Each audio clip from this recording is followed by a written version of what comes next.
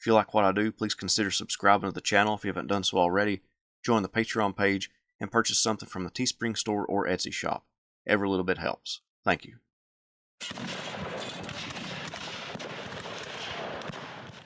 It was December 1862, and multiple failed attempts to dislodge the Confederate Army of Northern Virginia surrounding the Virginia town of Fredericksburg resulted in disastrous casualties for the Union Army of the Potomac. Frustrated and saddened by the attacks that resulted from his orders, Union Army Commander Major General Ambrose Burnside resolved to lead the Union troops in one final assault. After pleading by his staff and other generals, Burnside decided not to attack. Nevertheless, the defeat at the Battle of Fredericksburg came to define Burnside's Civil War military career, and something history has never let him live down. Burnside's very first biographer described his subject in eloquent terms. Ambrose E. Burnside was a valiant soldier, a sound-hearted citizen, and a useful statesman. Living after he had attained his manhood in a heroic age, he was alike earnest in the performance of duty, spotless in reputation, loyally patriotic, and faithful in his friendships. Born and reared among the primeval forests of what was then the Far West, he rose from a humble sphere of life to high commands in the armies of the Union, and subsequently to leading positions in the state of his adoption and the national councils. The purity of his motives, the strength of his judgment, his unconquerable will, his indomitable courage, his unstudied yet forcible eloquence from a heart filled with belief, his gracious presence, and his dignified courtesy were only eclipsed by his genial, affectionate, trusting disposition. He made loving kindness the guide of his life. No wrong was done him that he did not forgive, neither did he shrink from assuming the responsibilities of defeat, rather than throw upon others the blame that justly belonged to them. His form and features will be transmitted to future generations by painters, by photographers, and by sculptors, and his career from the breaking out of the rebellion until his untimely death is chronicled on interesting pages of the nation's history. Burnside's great-grandfather, Robert Burnside, escaped from Scotland following the Battle of Culloden, where Robert fought against the British Crown. He settled in the British colony of South Carolina and married Rebecca Dodson. He lived on the bank of the Saluda River and became a successful planter with the help of his growing number of slaves. When the American Revolution erupted on the North American continent, 2 of his adult sons joined the American colonies in their attempt to throw off the bonds of England. Robert and his son James ironically sided with the British, the same government that Robert fought against in Europe. Robert died before the Revolution ended, but James helped raise a unit of Tories to fight the other colonists. James's 2 adult brothers fought under Light Horse Harry Lee and Francis Marion, the Swamp Fox. When the Revolution seemed to be going against the British, James and his in-laws moved to Jamaica because their land was confiscated by the new American government for being disloyal to the American cause. The British gave them land grants in Jamaica for being loyal and as compensation for their lost land. They didn't stay in Jamaica long. James would get amnesty for his disloyalty through his Revolutionary brothers and return to South Carolina, but died from complications from an illness received in the Caribbean. James's widow, influenced by Quakers' anti-slavery stance, freed their slaves and moved to what would become Indiana. The family wouldn't stay there long either, though. Most of the family either moved further north or back to South Carolina, except for Edgehill Burnside, who settled in the town of Liberty. Edgehill became a pillar of the community and was elected an associate justice on the circuit court, forever getting the nickname judge, even though he mostly worked as a court clerk. He was a well-respected man of the community, and his judgments were seen as a conciliation meeting rather than a sentence bestowed upon one party or another. Edgehill married Pamelia Brown, also of South Carolina. Their 4th child was born on May 23, 1824, in a log cabin near Liberty, and named Ambrose Everett Burnside. The child wasn't breathing when it was born, but the doctor, Dr. Sylvanus Everett, tickled the child's nose with a chicken feather. Ambrose began to breathe. Pamelia named him Ambrose Everett Burnside because the doctor and his wife, Pamelia's dear friend, lost their firstborn child who was named Ambrose Everett. In an effort to show their sympathy and their friendship, the Burnsides named their son after their friend's deceased child.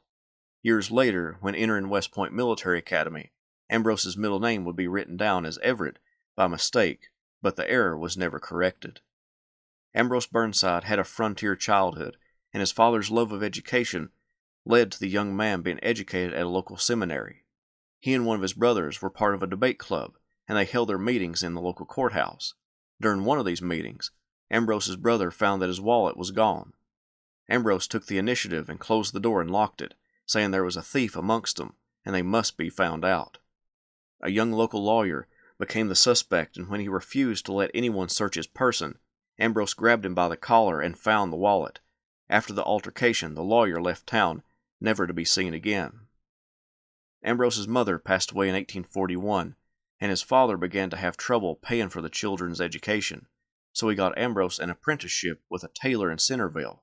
He was skillful at his work, and his good manners and courteous behavior made him welcome at all parties, where he became fond of female companionship.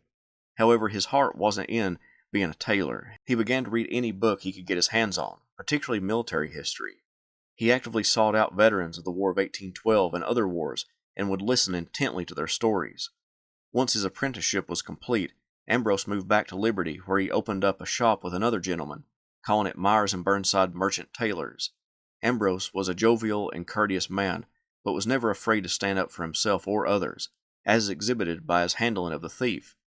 When a man came into his shop and berated him, Ambrose tolerated it for as long as possible before standing up from his shopboard, grabbing the man by the shoulders, and shoving him out into the street.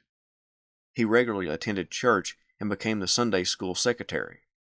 He and his partner in the tailor shop would talk military tactics and strategy regularly, and use buttons on the tailor board to simulate battles.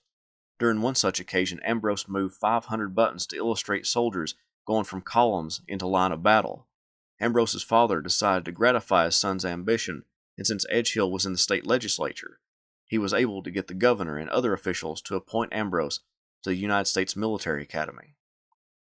His classmates when he entered the academy in 1843 were John Gibbon, Charles Griffin, and Orlando B. Wilcox, to name a few.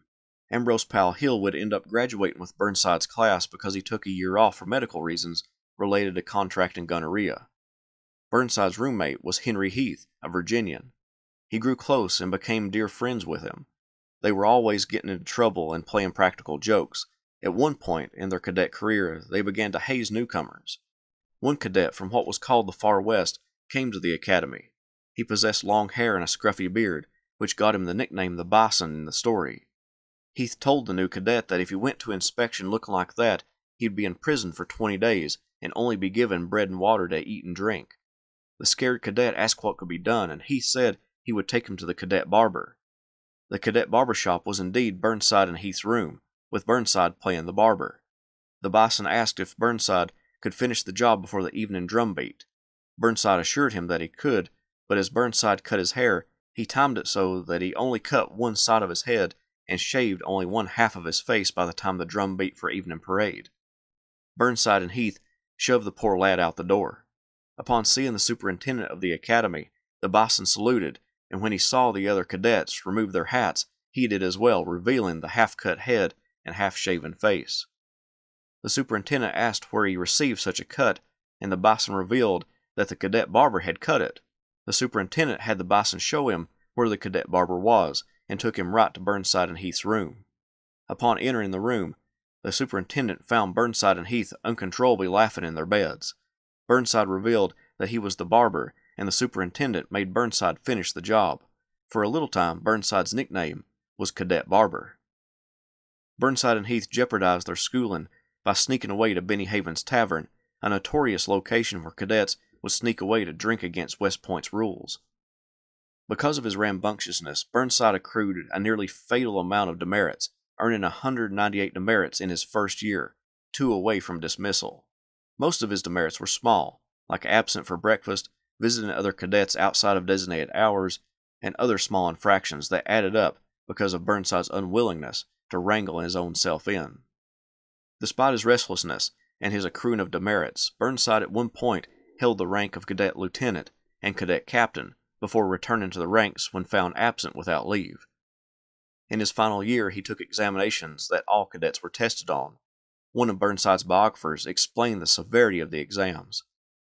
The examinations continued for a fortnight, every forenoon being given to literary work in the library hall, and every afternoon to military drill and evolutions on the parade ground.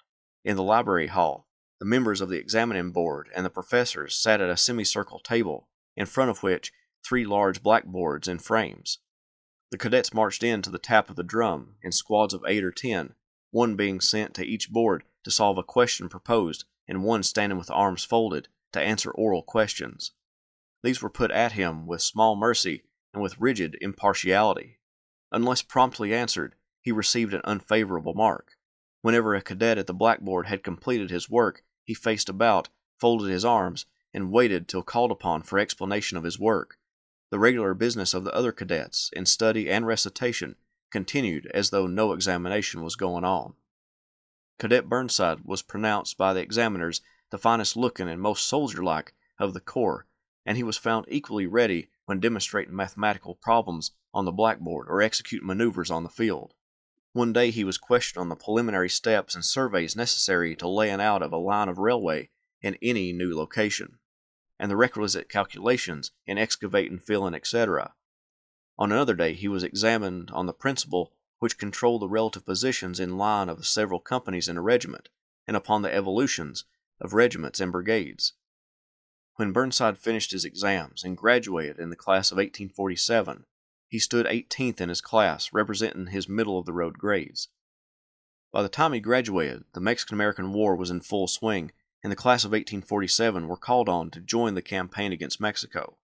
Burnside and another classmate headed west on rail towards Cincinnati, but the railroad only went so far, and they were obliged to take a stagecoach to the Ohio River. They weren't the only occupants of the coach. They found themselves on board with some nuns and 2 jewelers, making the journey uncomfortable in the small coach. Burnside resolved to ride on top of the coach, under the baggage cover, strapped down, mostly to get a nap. When the coach stopped, a bag of combs and brushes were thrown on top of him, and the new driver thunked his head, allegedly thinking it a watermelon. After that stop, he moved back into the coach, despite the uncomfortableness. In Wheeling, Virginia, they got aboard a steamboat. River pirates, who came aboard ships appearing as regular passengers, plagued many of these boats as they went up and down the river in the United States. The ability to step off at the next port allowed many of their thefts to go unnoticed by their victims until it was too late. Burnside and his friend had become acquainted with the nuns and the jewelers, and they found out they were afraid for their belongings on board. Burnside and his friend took turns guarding the nuns and the jewelers' belongings. Once they got to Cincinnati, Burnside met 2 gentlemen who enticed him to play a game of cards, although it didn't take much to entice Burnside to gamble. He had gotten a taste for it already and loved to play cards. In their first few games, Burnside got the upper hand, but slowly he lost everything. The 2 men had played him. Now Burnside and his friend were destitute, because the other soldier had paid for all the expenses so far, and now was out of money. Worried about how they were to make it to Mexico with no money, they met a gentleman destined for Louisville, who offered to help them. When the ship docked at the city, the 2 soldiers went to the gentleman's house and met his wife and son. The man calculated out how much it would take to travel the rest of the way and gave them the money. Before they left, they sat down for tea with the family, the man and his wife sitting at the table as the little boy stood and gazed at the 2 soldiers. They steamed down the Ohio and Mississippi rivers, and at New Orleans, the Army recouped the soldiers' travel expenses, which Burnside immediately sent to Louisville to the man who had helped them. Burnside next boarded a ship for the Mexican city of Veracruz, along with a host of other young soldiers eager to win glory in the war. The young men were highly disappointed when they found that the war was virtually over. Burnside was assigned to the 3rd Artillery under the command of Braxton Bragg, and accompanied its supplies and new troops to Mexico City, an already conquered place. Burnside was in an army of occupation. Aside from his official duties, he flirted with Mexican girls who came to parties and took part in Mexican society, but his favorite thing to do while in Mexico was to gamble. As they said, he liked to fight the tiger, or go up against professional gamblers. He soon lost 6 months' worth of his pay and contemplated resigning from the Army, and would have if a senior officer hadn't agreed to give him a loan. It wouldn't be long before Burnside and the 3rd Artillery were headed back to Veracruz and destined for the United States. His first assignment outside of the Mexican-American War was Fort Adams in Rhode Island. During his initial brief stay in Rhode Island, he became a big hit with the towns of Newport and Providence. His regular visits after his official duties were done were welcomed by those towns because of his cordialness and his good humor. Everyone seemed to enjoy his company. In December 1849, he was sent to the New Mexico Territory, but did not act as artillery. He and his unit were equipped and mounted as cavalry. They were to escort people, and particularly the mail, through the territory, defending them against Native American attack and attacks by bandits. When a group of Americans were killed in transit across the landscape, Burnside and a detachment of soldiers went to investigate the scene of the crime, and Burnside acted as a detective.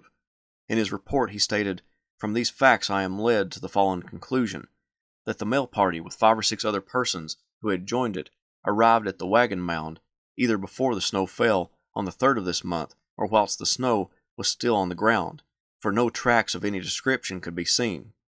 That the wagon with 8 of the party started from camp, 2 of the party, not of the mail carriers, mounted on American horses, remained at the fire for a short time, afterwards starting, were charged upon by the Indians, who were laying behind the small mound on the foot of the wagon road, their horses killed and themselves wounded. They ran to the wagon and were assisted in getting in by the main party. While in the act of doing this, the party were charged upon by the Indians, thrown in a state of confusion, and finally all killed within 75 yards of the wagon on either side of the road.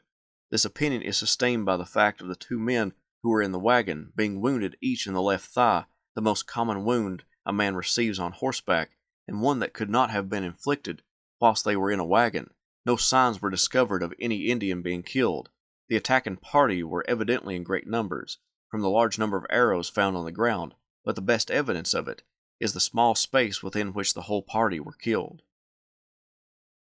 Another incident occurred when a group of Apaches came to the military installation looking for ammunition and other supplies in exchange for furs. The commander wouldn't trade with them because some of their party were identified as having committed crimes against travelers, and others had falsely sought peace in the past. The commander ordered Burnside to take 29 other men and follow the Apache back to their camp and arrest the chiefs.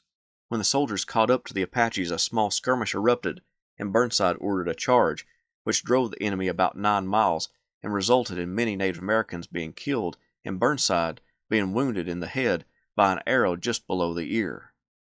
It was during Burnside's time in the territory that he met and hired a free black man from Virginia named Robert Holloway as his personal servant. They would stick together wherever Burnside went. After that, the War Department decided to send cavalry units to the territory, so Burnside and his detachment were sent to Jefferson Barracks in Missouri, just outside of St. Louis. Burnside loved the St. Louis Society, and he attended a great many of the balls. On one occasion, Burnside, accompanied by a host of ladies, came to the hotel where the dance was to be held. When the ladies got there, what was described as a disreputable person addressed the ladies and told them to view the dance from the balcony and not come down to the dance floor. Rumor swirled, and even a newspaper ran an article stating that Burnside kept the ladies from dancing because he didn't believe they should interact with St. Louis society. He was so irate that he would be lied about in the paper that he got a leave of absence for a fortnight and went to the newspaper office and, as they said, cowhided a man. Constables came to the barracks to arrest Burnside for assault and battery, but some St. Louis citizens interfered and Burnside was able to return to duty.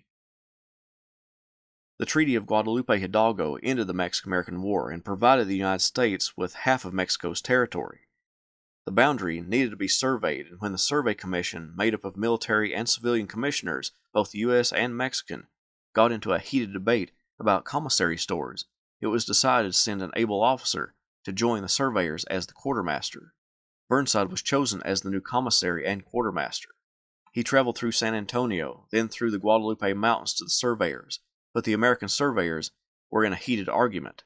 The civilian and military commissioners both wanted to air their grievances and get instructions on how to proceed, so they each sent their own representatives with a letter describing the situation to the Washington office. Burnside was chosen by the military commissioner to deliver his letter. It became a race to Washington, with the civilian going through San Antonio and the southern states, and Burnside, accompanied by Robert Holloway and 2 others, taking the old Santa Fe Trail to the Missouri River. The dry desert landscape plagued the group of men as they traveled toward Fort Leavenworth. One of Burnside's biographers described the scene. Lieutenant Burnside had also to contend with the Indians, who were well mounted and armed with lances and bows and arrows. One party followed his trail for more than 24 hours, and he only escaped through the darkness of night, which enabled him to elude his pursuers. His guide, a veteran frontier mail rider, twice lost his way, and on one occasion they were 11 hours without water. They saw several immense herds of buffalo, which would sometimes cross their road a few hundred yards in front of them, and kneeling down, toss the dust into the air with their horns. and then dash off again, with their long beards and manes waving in the wind. They ate some of the choice parts of all of which they killed, and carried a few pieces along with them, leaving the remainder for the attendant pack of wolves. When they arrived at Fort Leavenworth, they were so worn out with fatigue and want of sleep that the surgeon ordered them to be waked every half hour, walked about for 5 minutes, and then fed with beef tea. Burnside then traveled to St. Louis, where he got on a steamboat headed east. He made it to Washington in 31 days, a full month ahead of the civilian. After both letters were read by the Secretary of the Interior, it was decided to move Colonel Graham of the Corps of Engineers from the assignment and replace him with Major W. H. Emory to hopefully bring tranquility between the surveyors and the commissioners. Burnside didn't go back to the Southwest. After a discussion with the Secretary of War, he was ordered to stay in Washington at the Arsenal to develop a breech-loading carbine that Burnside had come up with on his journey to Washington. One of his men on the journey dropped his carbine into a stream. The next day the lock rusted so much that it became unserviceable, so Burnside's mind began to turn to find a way to improve on weaponry and make it less susceptible to water fouling the piece. While in Washington, he developed patterns for the weapon, but on December 16, 1851, he was promoted to first lieutenant and given a furlough to visit his family in Indiana. His family was happy to see him, but Burnside had other plans on his mind than just visiting family. In Hamilton, Ohio, not far away, he had begun a long-distance courtship with a young Kentucky girl, and on this trip he was determined to marry her. He asked, and she accepted. They quickly chose a date, and during the ceremony the preacher asked if Burnside took her to be his bride. He said yes, and when she was asked if she would take Burnside, she said no. The wedding ended without the two being married, and Burnside became distraught over his lost love. Legend goes that the next man she agreed to marry was so scared from Burnside's story that during the ceremony he carried a pistol and told her that she would either be his wife or a corpse. The two were married, and she was apparently a devoted wife. Burnside was still assigned to duty on the Boundary Commission, but in March 1852 he was reassigned to Fort Adams in Rhode Island. Again, Burnside fell into the Newport and Providence societies with great ease because of his likability. People from all over the United States spent their summers in Rhode Island, and Burnside became acquainted with many of the young ladies who came with their families to New England on vacation. The troops in the fort also loved Burnside. His mild manner but firm-loving character made him an instant hit with the troops. Lieutenant Burnside was not only popular with the officers and men of his command, but with the members of the volunteer militia associations of Rhode Island, who sought the acquaintance and the advice of those who had received military educations. His courteous and considerate manner, which was no outward form, but the natural result and the true reflex of his kindly disposition, made him a general favorite in the militia armories. Among the organizations with the members of which he became acquainted was the Marine Artillery Corps of Providence, which Mr. William Sprague, afterwards the governor of Rhode Island, had made so efficient in drill that it compared favorably with the light batteries of the regular army. It was at a ball put on by Sprague that Burnside met Mary Richmond Bishop, a Rhode Islander. After a quick courtship, they were married on April 27, 1852. Mrs. Burnside turned the casemate into a home for the couple, and she began to refine his rough ways. For example, when a man delivered Burnside a bottle of wine purchased by Burnside in the city and sat it down so hard that it broke, Burnside broke out in a stream of obscene language at the man. When the man had left, Mrs. Burnside rose up from her seat, went to her husband, and placing her hand on his shoulder, as she looked him calmly in the face, said, "My dear, you have shocked me by swearing so. Don't, I beg you, ever let me hear you use profane language again." From that day, an oath rarely escaped General Burnside's lips, although he was often sorely tempted to relieve his feelings by an energetic use of the King's English. The couple didn't stay in Fort Adams long. Burnside resigned from the army on November 1st, 1852. He set out to start his new civilian life with his wife, and along with the capital from some of his friends, began to establish a factory to manufacture his breech-loading weapon.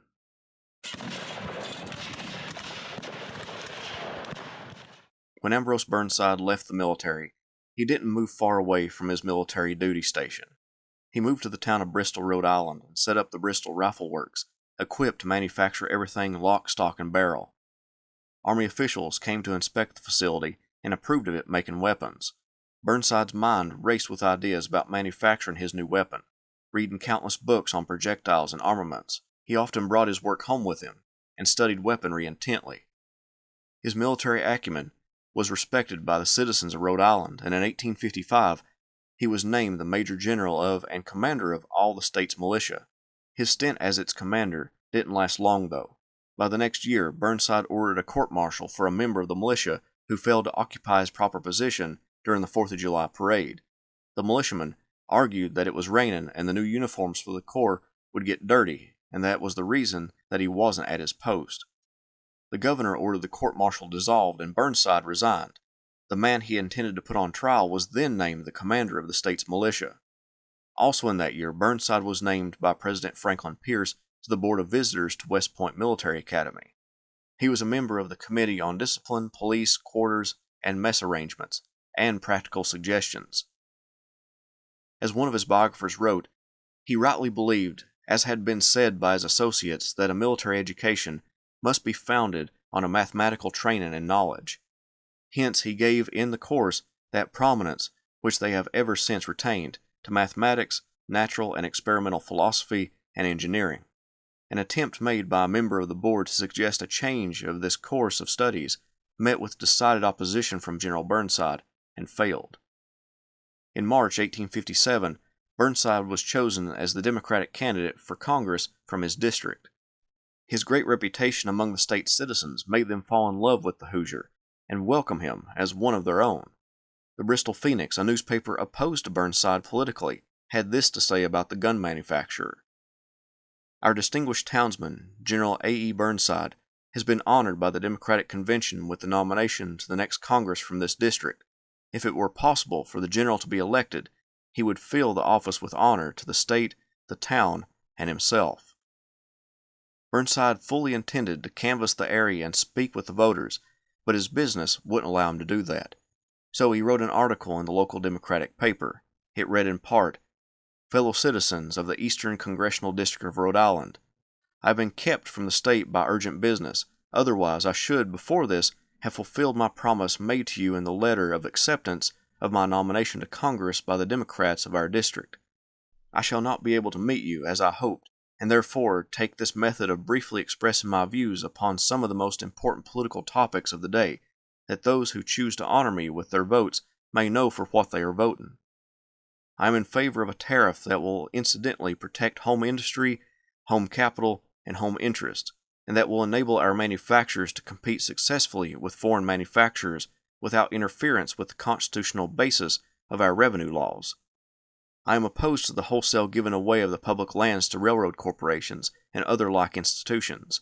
At the same time, I believe that the government can encourage by gifts great national enterprises.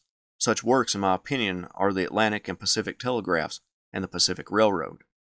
I am in favor of admitting any territory into the Union of States as soon as it has fulfilled the requirements of the Constitution, and shall petition for admission.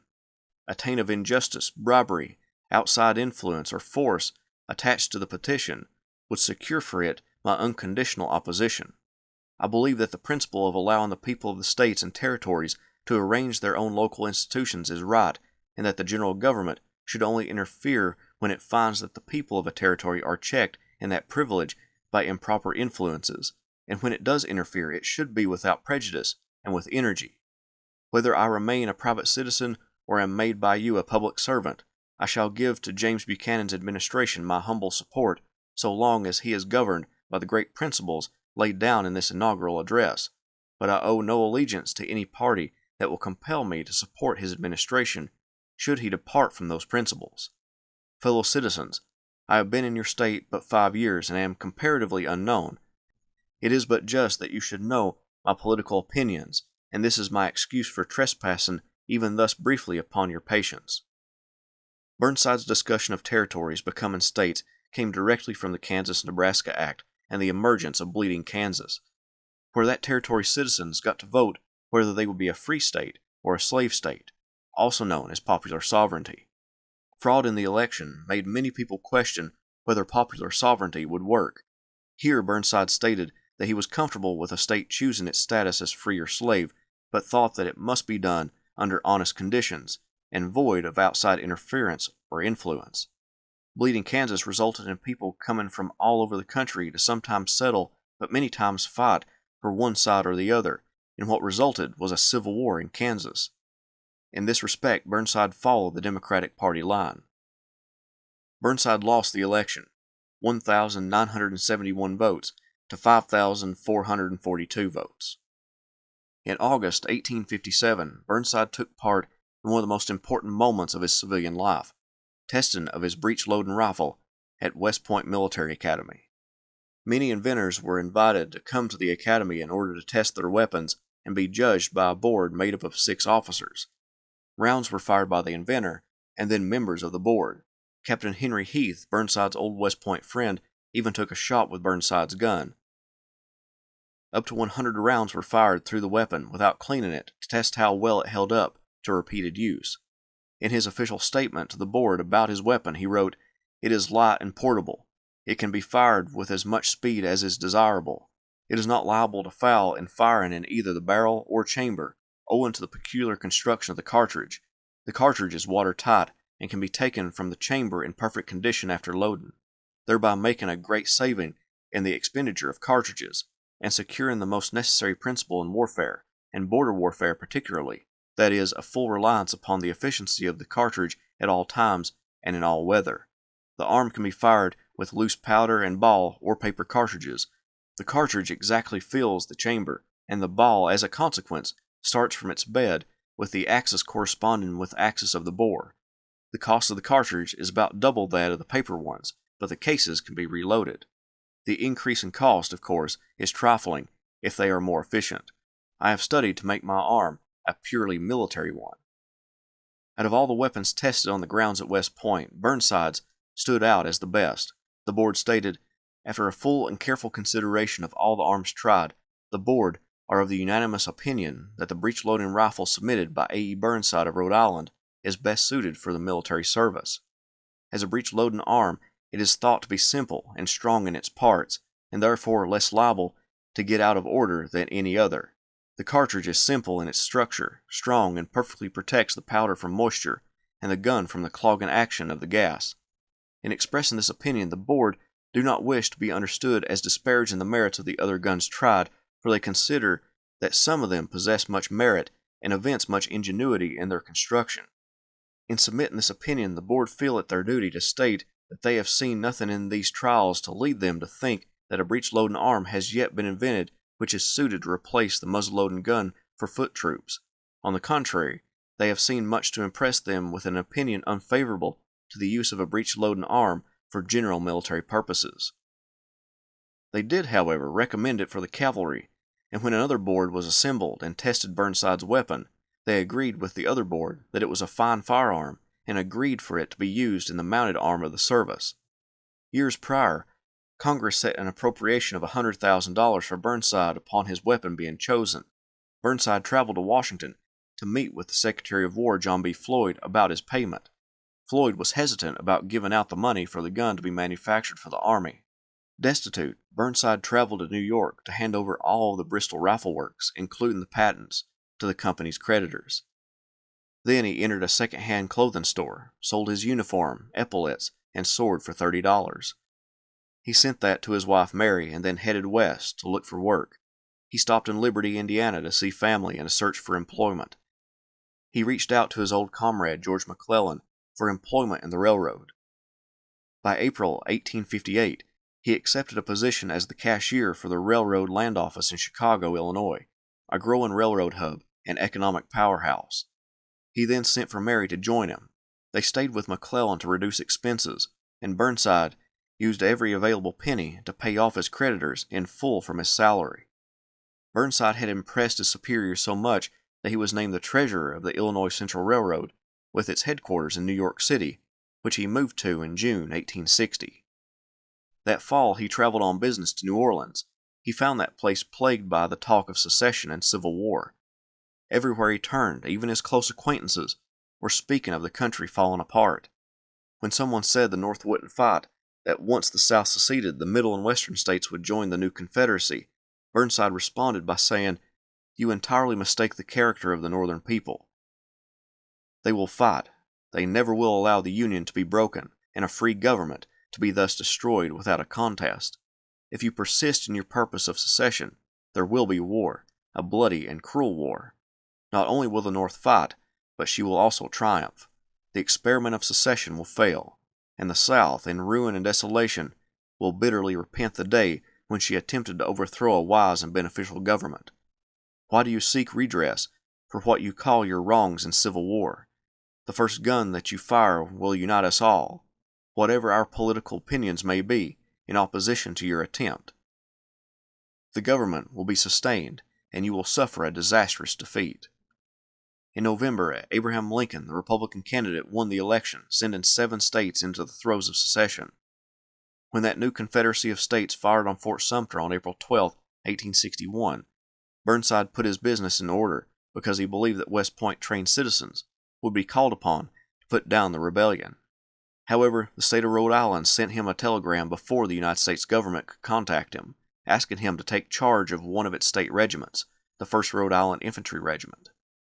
The Rhode Islanders were dressed in gray trousers, a blue blouse, and instead of an overcoat, Burnside adopted from his Mexican War experience a blanket that could be worn as a poncho, to keep the soldiers from having to haul around more clothes. The regiment traveled to Washington, D.C. by way of New York City and Annapolis. In New York City, some citizens recognized Burnside and asked him to make a speech. He wasn't fond of making speeches and simply said he would make a speech when he came back. He stepped onto a vessel and sailed south. Rhode Island's governor, William Sprague IV, joined the regiment in his custom-made uniform and bloated staff. Burnside may have resented the governor's hands-on approach, but the money provided for the troops' benefit may have outweighed the irritation. Burnside set up his troops at what he called Camp Sprague after the governor, and continued to drill his troops and introduce them to Army life. The regiment was mustered into federal service for 90 days by Irvin McDowell, and by June, the regiment was sent to be part of Robert Patterson's army, forming in southern Pennsylvania to capture Harper's Ferry. By the time Patterson formed his army for such a campaign, Confederate garrison commander Joseph E. Johnston evacuated the town. Thus, Burnside and his troops were sent back to Washington, where they were greeted by a throng of new recruits, many of them being 3-year regiments, and a new commander, Irvin McDowell, the man who mustered them into federal service. A massive amount of soldiers converged on Washington, D.C., with McDowell having an army of over 17,000 by the end of June, larger than the regular army was in the pre-war years. With this influx of troops came the need to brigade them and put the brigades into divisions.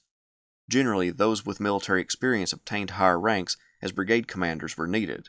Burnside would become a brigade commander by early July, commanding the 1st and 2nd Rhode Island, the 2nd New Hampshire, and the 71st New York, along with the 2nd Rhode Island Artillery Battery. Burnside collected his marching orders on July 16th, and by the afternoon was marching his men across the Potomac River. Washingtonians lined the streets, presenting flowers to the soldiers and cheering them on as they invaded Dixie. They got 5 miles from Washington that first day. The men began to cook their rations over confiscated rail fences, using their ramrods to roast the salted pork. Many of the men ate an entire day's worth of rations in this one sitting. The Union Army of the Potomac marched south with Burnside's brigade in the lead at various times during the march. When the troops made it to Centerville, McDowell's plan began to take shape. The Confederate Army was just a few miles away along Bull Run. Burnside's brigade and David Hunter's division would march to Sudley Ford and attack from the north, while another division marched down the Warrenton Turnpike. McDowell hoped to break Confederate General Pierre-Gustave Toutant Beauregard's left flank while holding his right in place. McDowell called his commanders together and laid out his plan. Burnside spoke up and asked to get his men marching to the ford the next morning instead of that night, believing that they would fight better with 6 hours of sleep rather than disrupting their sleep with 2 marches. Burnside persisted, and McDowell agreed they would set out at 1 a.m. Burnside formed his men at 1 a.m. and had them on the road by 2 a.m. The road became clogged by other troops trying to get into position for their first major engagement, but eventually he got the brigade free from the congestion and toward Sudley Ford. The march was much more than the 6 miles that had been told Burnside. When they got to their position near Sudley Ford, Burnside found Confederates in his front. Hunter ordered him to throw out a few regiments and push them, but the rebels put up stiff resistance, and in the fight Hunter was wounded. putting the division in the hands of Burnside, who began to extend his battle line and deploy a battery of artillery to help his infantry. Reinforcements soon came up, and they were able to throw back the enemy. One reason it took so long was that some of the men became confused and got entangled into one another's ranks, plus many of the Confederates were wearing uniforms similar to the Union troops. Burnside helped extricate his confused soldiers from their predicament and organized an advance, pushing the rebels south. However, most of his brigade was out of ammunition, so all but the 2nd New Hampshire went back to the ammunition wagons to distribute the much-needed ammunition to the troops. The 2nd New Hampshire attacked Henry House Hill, where the Confederate reinforcements of Joseph E. Johnston defended the Confederate left. When Thomas Stonewall Jackson pushed them and others off the hill, the Granite State men hunkered down beside a road. As the Confederates were about to make an advance, Burnside rode up, finding the lost regiment, and led them back to Sudley Ford. When the Confederates broke the Union line, Burnside formed his men to fight a rearguard action as hordes of Federal troops fled the battlefield. The brigade held up good until it got hit by artillery fire as it crossed Cub Run. The remnants headed for Centerville, where Burnside's men laid down for a few hours. Then the colonel got them up for the march to Washington. Those who deserted the ranks early were already milling about Camp Sprague when Burnside got there, and others filed in. The Rhode Islanders had a little over a week left on their enlistments. Burnside offered to request them to stay until the capital was pronounced safe, but Winfield Scott, the commander of the Union forces, said that the capital was under no immediate threat and to prepare them to go to Rhode Island. They reached Providence on July 28th. The unit disbanded 5 days later, and Burnside was a civilian again. In Burnside's official report to David Hunter, his division commander, he made the statement that Hunter placed him in charge of the division when that commander was wounded. Andrew Porter, the other brigade in Hunter's division, took exception to this statement because he felt that that statement minimized Porter's role and went against military protocol since he was Burnside's senior in rank. Burnside clarified that Hunter gave him command of the troops in the division then on the field. Nevertheless, Porter responded to the report by insinuating in his own report that Burnside's troops did very little of the fighting, when in reality, Burnside's brigade probably did more than Porter's. As one of Burnside's biographers put it, despite a sound performance, Burnside made one major contribution, albeit an indirect one, to Union defeat on July 21st. On Saturday evening, when McDowell ordered a nighttime advance on the Confederate left, it had been only Burnside's appeal that persuaded him to postpone the march until early morning. Logical as Burnside's idea was, considering the available information, that delay set the stage for a tardy flank attack, which allowed the Confederates the leisure to suspect Tyler's feint and gave Beauregard time enough to bolster his left and land the haymaker. Burnside didn't wait long as a civilian. On August 6th, from the desk of Abraham Lincoln, came a commission as a Brigadier General of the United States Volunteers, no doubt helped by the fact that Burnside's good friend George McClellan now commanded in Washington. Burnside met with McClellan and unfolded a plan for an ambitious division, made up of men specifically for an amphibious enterprise, including veteran seamen who could man the boats if necessary. Although McClellan would take full credit for it, Burnside came up with the plan and wrote a detailed proposal for such a division. The War Department agreed, and Burnside set off for New York and New England to recruit troops and find craft for an operation. Burnside surmised that because New England and the coastal part of New York possessed a high percentage of men who possessed some kind of sailing experience, that those areas, when recruited, would yield the perfect demographics for his amphibious division. Most of the recruiting was done by others, so Burnside personally looked for vessels that could both do well in the open ocean and in small inlets along the coast. During one of his inspections, Burnside jumped from one vessel and sprained his ankle. Burnside began accumulating troops and vessels at Annapolis, Maryland, but the destination still hadn't been decided.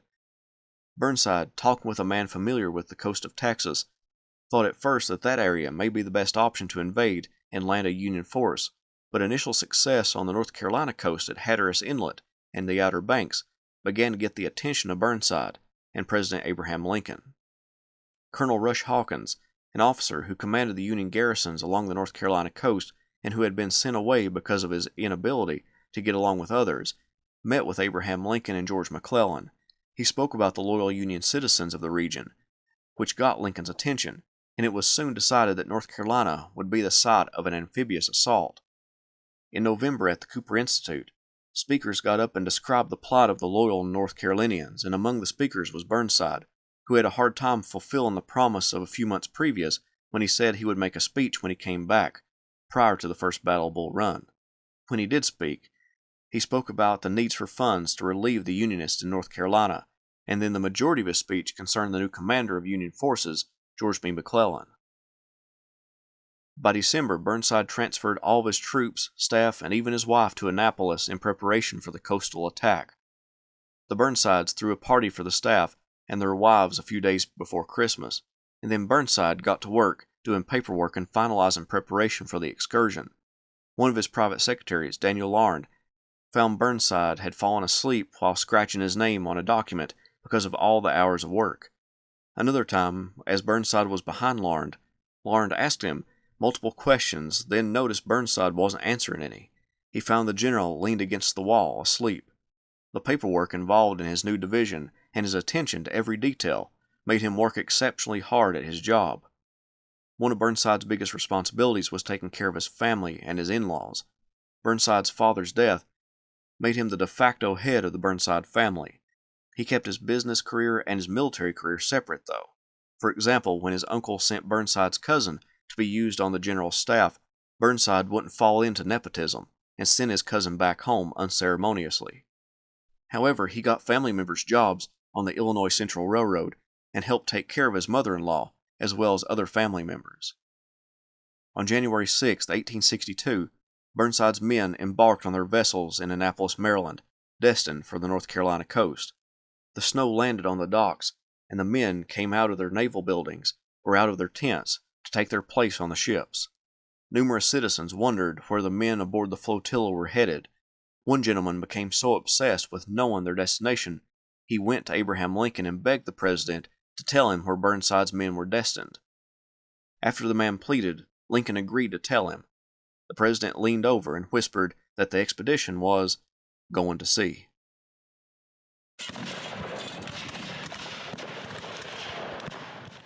On January 8, 1862, the last of Ambrose Burnside's troops boarded an empty vessel destined for North Carolina.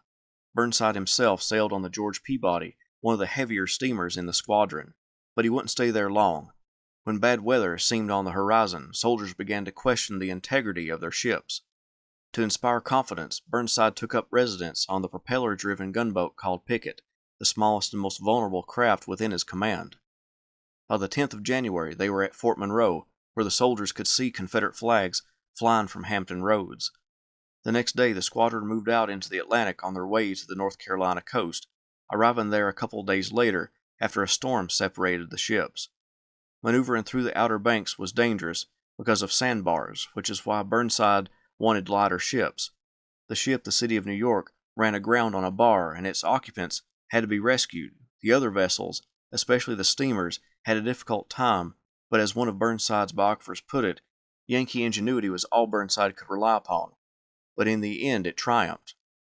Burnside unloaded most of the troops and supplies from the biggest transports, lighted them ashore, then directed the ships to steam deliberately aground in the swash, against the outgoing tide. Boat crews carried the anchors to their full extension, so the vessels held fast while the strong channel current washed the sand from beneath their hulls. When this natural action had cleared a short passage, the engineers raised steam again and plowed deeper into the sand. Oarsmen dragged the anchors ahead once more, repeating the process until each vessel surmounted the bar. Burnside got a message to his superior George McClellan and President Abraham Lincoln by way of a civilian observer. The observer spoke to Lincoln about the expedition, highlighting every obstacle Burnside overcame.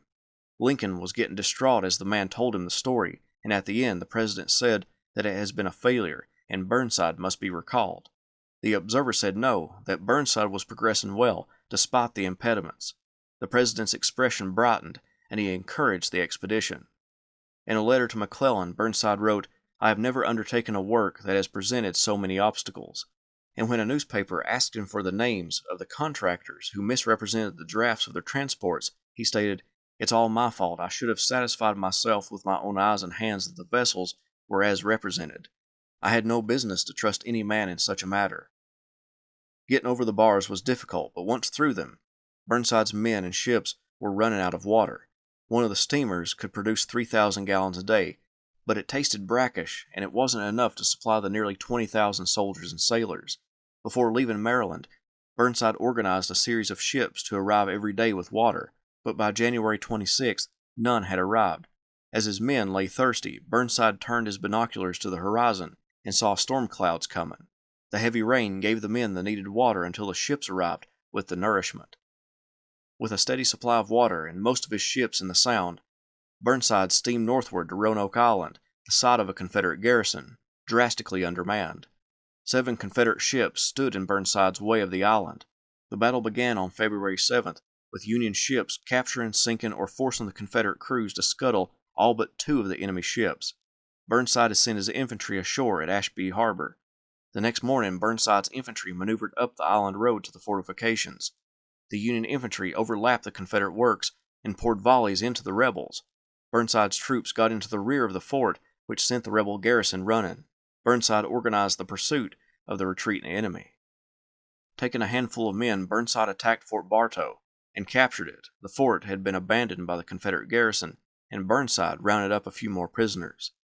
Altogether, he had captured 2,500 men, and for a few days Burnside was the nation's hero.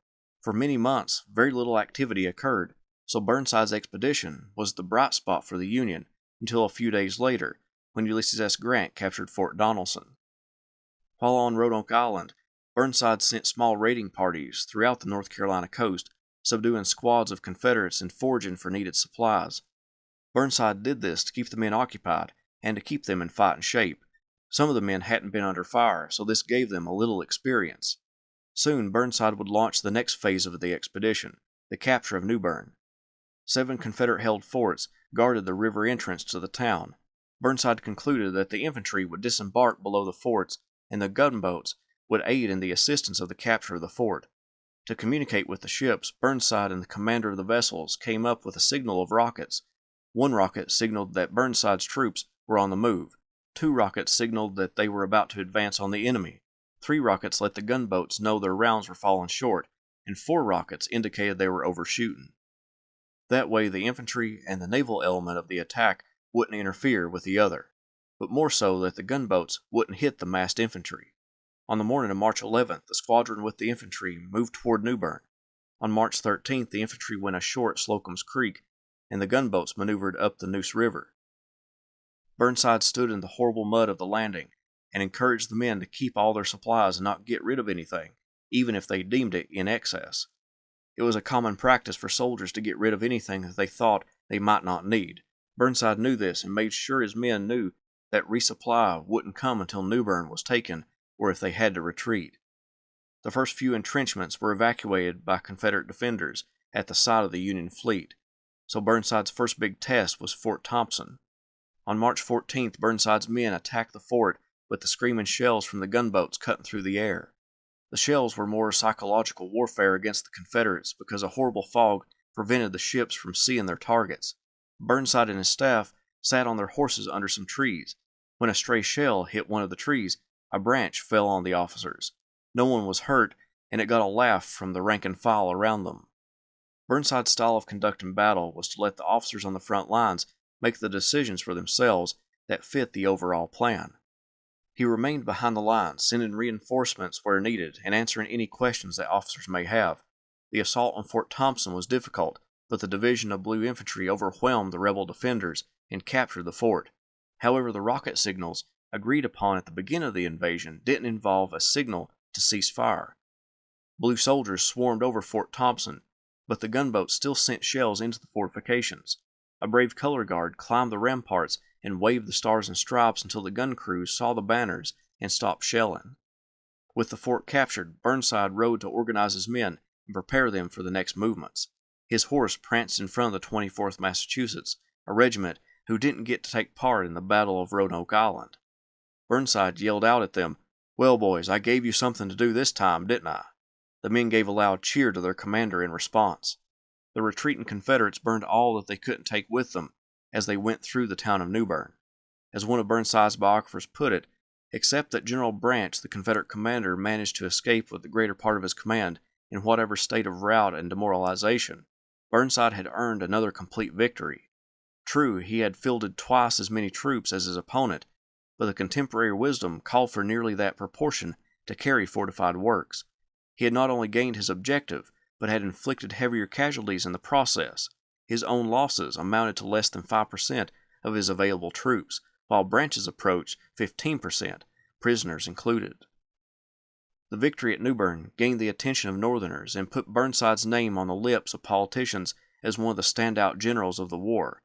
Oliver Wendell Holmes gave the general a handwritten ode entitled The Two Armies. 7 Boston schoolchildren signed a joint letter of thanks praising him, and the Rhode Island legislature appropriated funds to purchase a sword from Tiffany's for him. Now that New Bern was an occupied city, Burnside set about restoring order that was badly needed. Refugees, both black and white, flocked to the city, but it was black refugees that concerned Burnside. He would write, 9/10 of the depredations on the 14th, after the enemy and citizens fled from the town, were committed by the blacks before our troops reached the city. They are now a source of very great anxiety to us. Burnside reached out to Washington to find guidance on how to deal with these refugees, but none came. So he employed them with small government stipends. Women and children became laundresses, and men began working on fortifications. Burnside made his headquarters in a Georgian-style mansion on the corner of New and Middle Streets. The house was lit with gas lights, and servants, both black and white, remained. Burnside was a night owl, preferring to work at night. His jovial personality and good nature led to people flocking to his headquarters to chat. He could be found playing cards with any or all 3 of his brigade commanders into the night, sometimes until 3 in the morning. Bands played concerts, and Burnside's secretary, Mr. Larned, introduced a composition called Burnside's Grand March.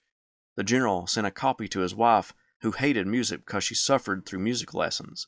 Burnside admitted that he couldn't play, as he said, any better than a cow, and teased his wife that she would have to play the song when he saw her next.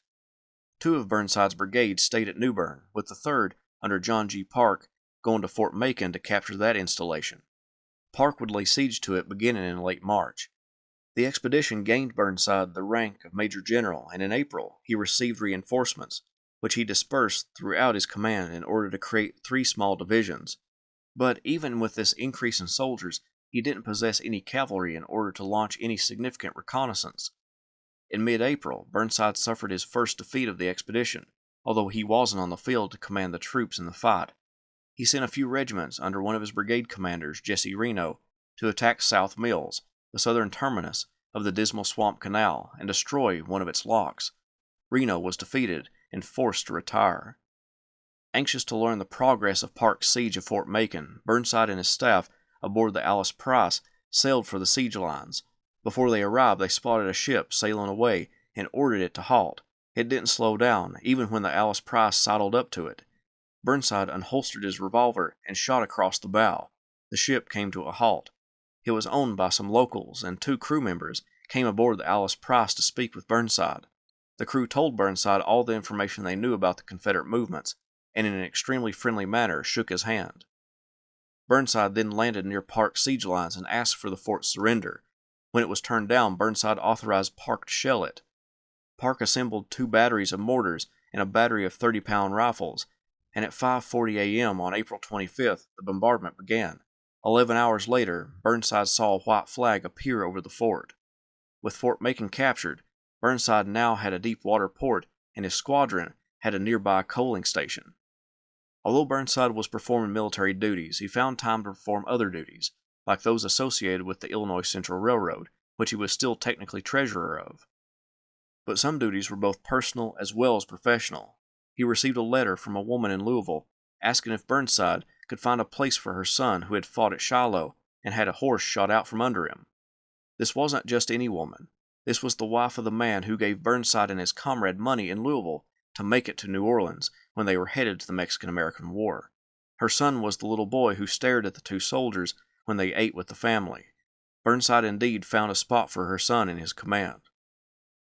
Miss Marie Wilcox also contacted Burnside during his time in North Carolina concerning her husband, Orlando B. Wilcox, who was presumed a prisoner in Salisbury, North Carolina. He had been captured at First Bull Run and was a classmate of Burnside's at West Point.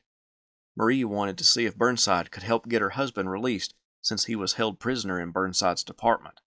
The general would help get his friend released by his Confederate counterpart, Theophilus Holmes. As Burnside remained on the defensive, his friend, George McClellan, commanded the Army of the Potomac as it moved up the peninsula toward the gates of Richmond. McClellan asked Burnside to make demonstrations to relieve pressure on his command, but with so few troops, Burnside was unable to do anything significant. However, Burnside did say when McClellan drove them from Yorktown, "I'll give them a kick on the flank that will make them see stars." In May, Burnside's heavy workload was lightened when Secretary of War Edwin Stanton appointed Edward Stanley, a North Carolinian and Unionist, to be the military governor of New Bern.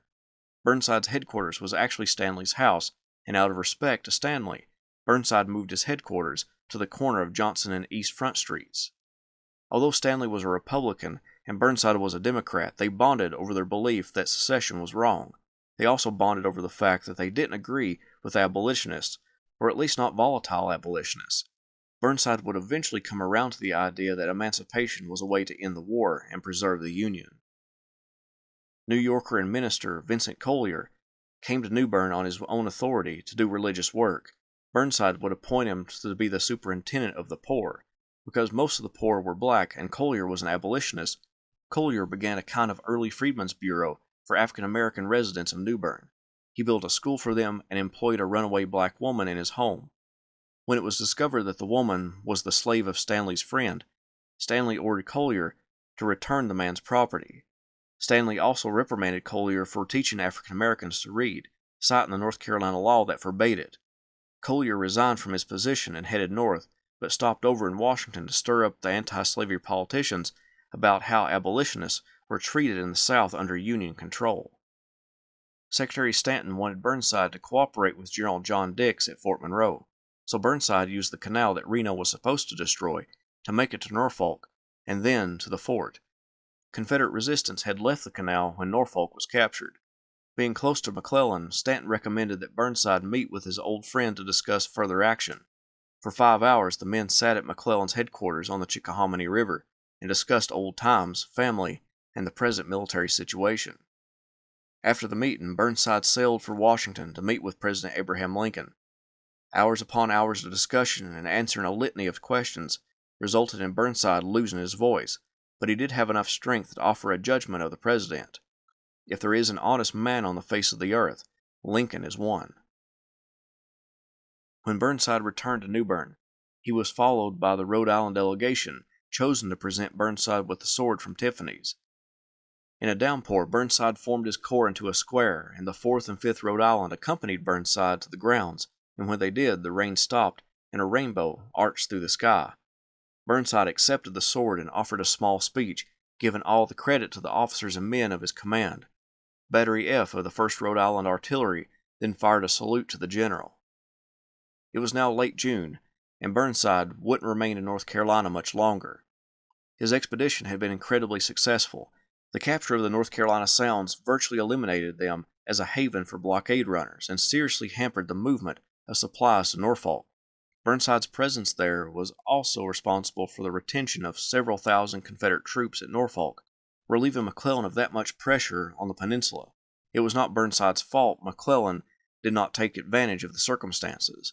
And even the bungled affair at South Mills helped Richmond authorities decide to evacuate Norfolk in May, which offered the Army of the Potomac the invaluable assistance of Union gunboats on the James River. Federal troops inside Cape Hatteras created a sanctuary for those of Union principles and maintained numerous bases from which future reconnaissance and offensive operations could be conducted. Burnside chose to do most of the paperwork and other duties that would usually be assigned to staff. This prevented miscommunication and misunderstandings, but it would lead to long nights and overwork. The one place where he was hands-off and delegated authority was on the battlefield.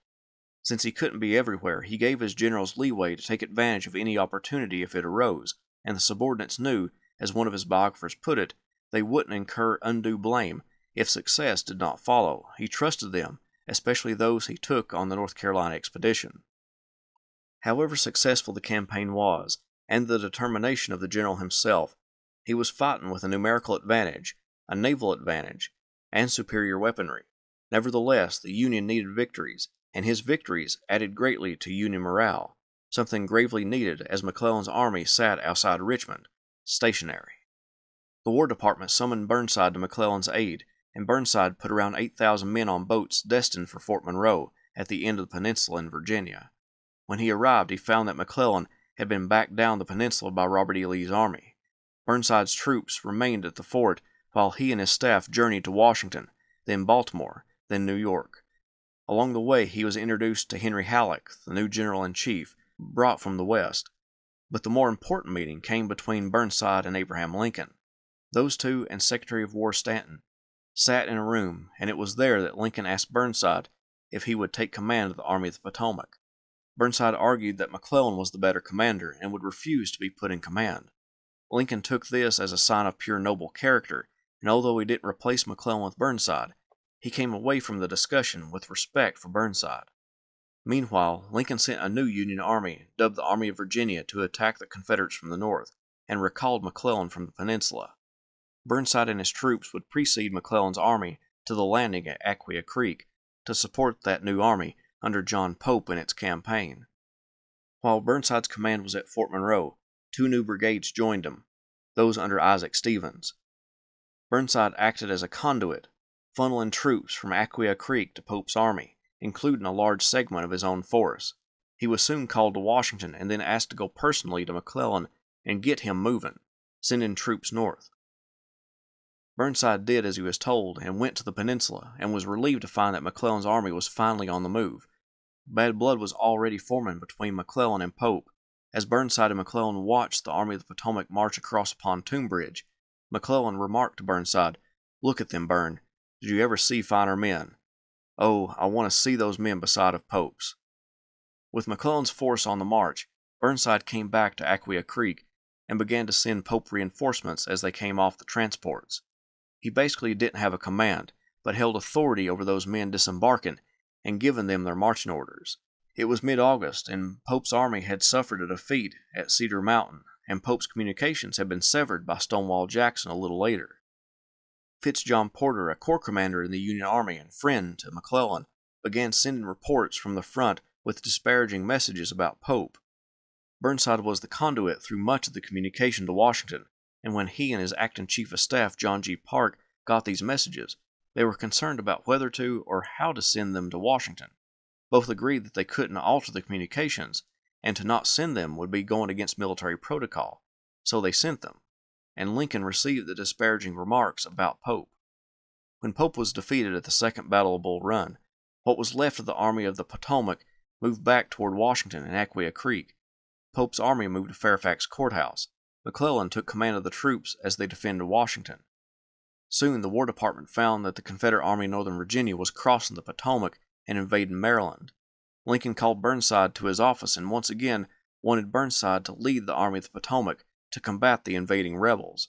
Once again Burnside declined, saying that he couldn't manage that large of an army, and recommended McClellan. In conversation with Burnside, McClellan, sensing he would be put back in command, suggested to Burnside that he may refuse to take command until both Stanton and Halleck agreed to resign, but Burnside convinced him to refrain from such an act when the country needed him. McClellan would divide his army into 3 wings and name his friend Burnside as commander of the right wing, including the 1st Corps under the command of Joseph Hooker and his own 9th Corps under the command of Jesse Reno. The 9th Corps contained 3 divisions when Burnside left Fort Monroe. It would gain another division, though, the Kanawha Division, made up of troops who had previously operated in what would become West Virginia. It was led by Jacob D. Cox. Cox remembered his first meeting with Burnside. His large, fine eyes, his winning smile, and cordial manners bespoke a frank, sincere, and honorable character, and these indications were never belied by a more intimate acquaintance. The friendship then begun lasted as long as he lived. Before leaving Washington, Burnside's commanders met together because they had known each other from West Point. Among them were Jesse Reno, John G. Parke, and Orlando B. Wilcox, all of whom had been in Burnside's class at the academy.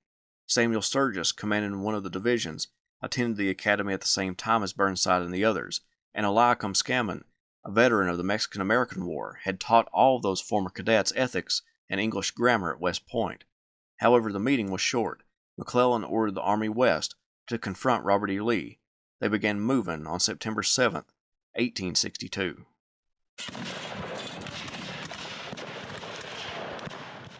Ambrose Burnside commanded the 9th and 1st Corps of the Army of the Potomac as it marched west to combat Robert E. Lee's Army of Northern Virginia as that army invaded Maryland. During Burnside's time in North Carolina, he and his men had been met with derision as they marched through enemy country. But the march through Maryland was profoundly different. Although there were some Confederate sympathizers, Burnside and his men were greeted by townspeople as they marched along the roads and turnpikes, with citizens leaving pails of water and lemonade for the thirsty troops along the roadside. The first enemy they encountered was Confederate cavalry, which the 9th Corps pushed all the way through the town of Frederick, Maryland. As the Union soldiers marched through the town, throngs of people swarmed around the general and his troops. One lady said she wished to kiss Burnside's cheek. Not to turn down the wishes of a lady, he took his foot out of one of his stirrups, and she stepped up into it and placed a kiss on his hairy cheek. Once through Frederick, Confederate soldiers were in the gaps along South Mountain, and with Burnside's troops in the lead, he was responsible for testing their strength and pushing them away if deemed possible. The 9th Corps was in the lead, and Burnside attempted to get the 1st Corps to make a rapid march to help them dislodge the rebels from Turner's Gap and Fox's Gap. However, Joseph Hooker, the commander of the 1st Corps, resented being under Burnside's command in Burnside's wing of the army, so much so that he refused to take orders from Burnside and only moved forward when the army commander, George McClellan, sent his orders by courier. At the Battle of South Mountain, Jesse Reno led the 9th Corps into battle and was shot through the chest and died about an hour later.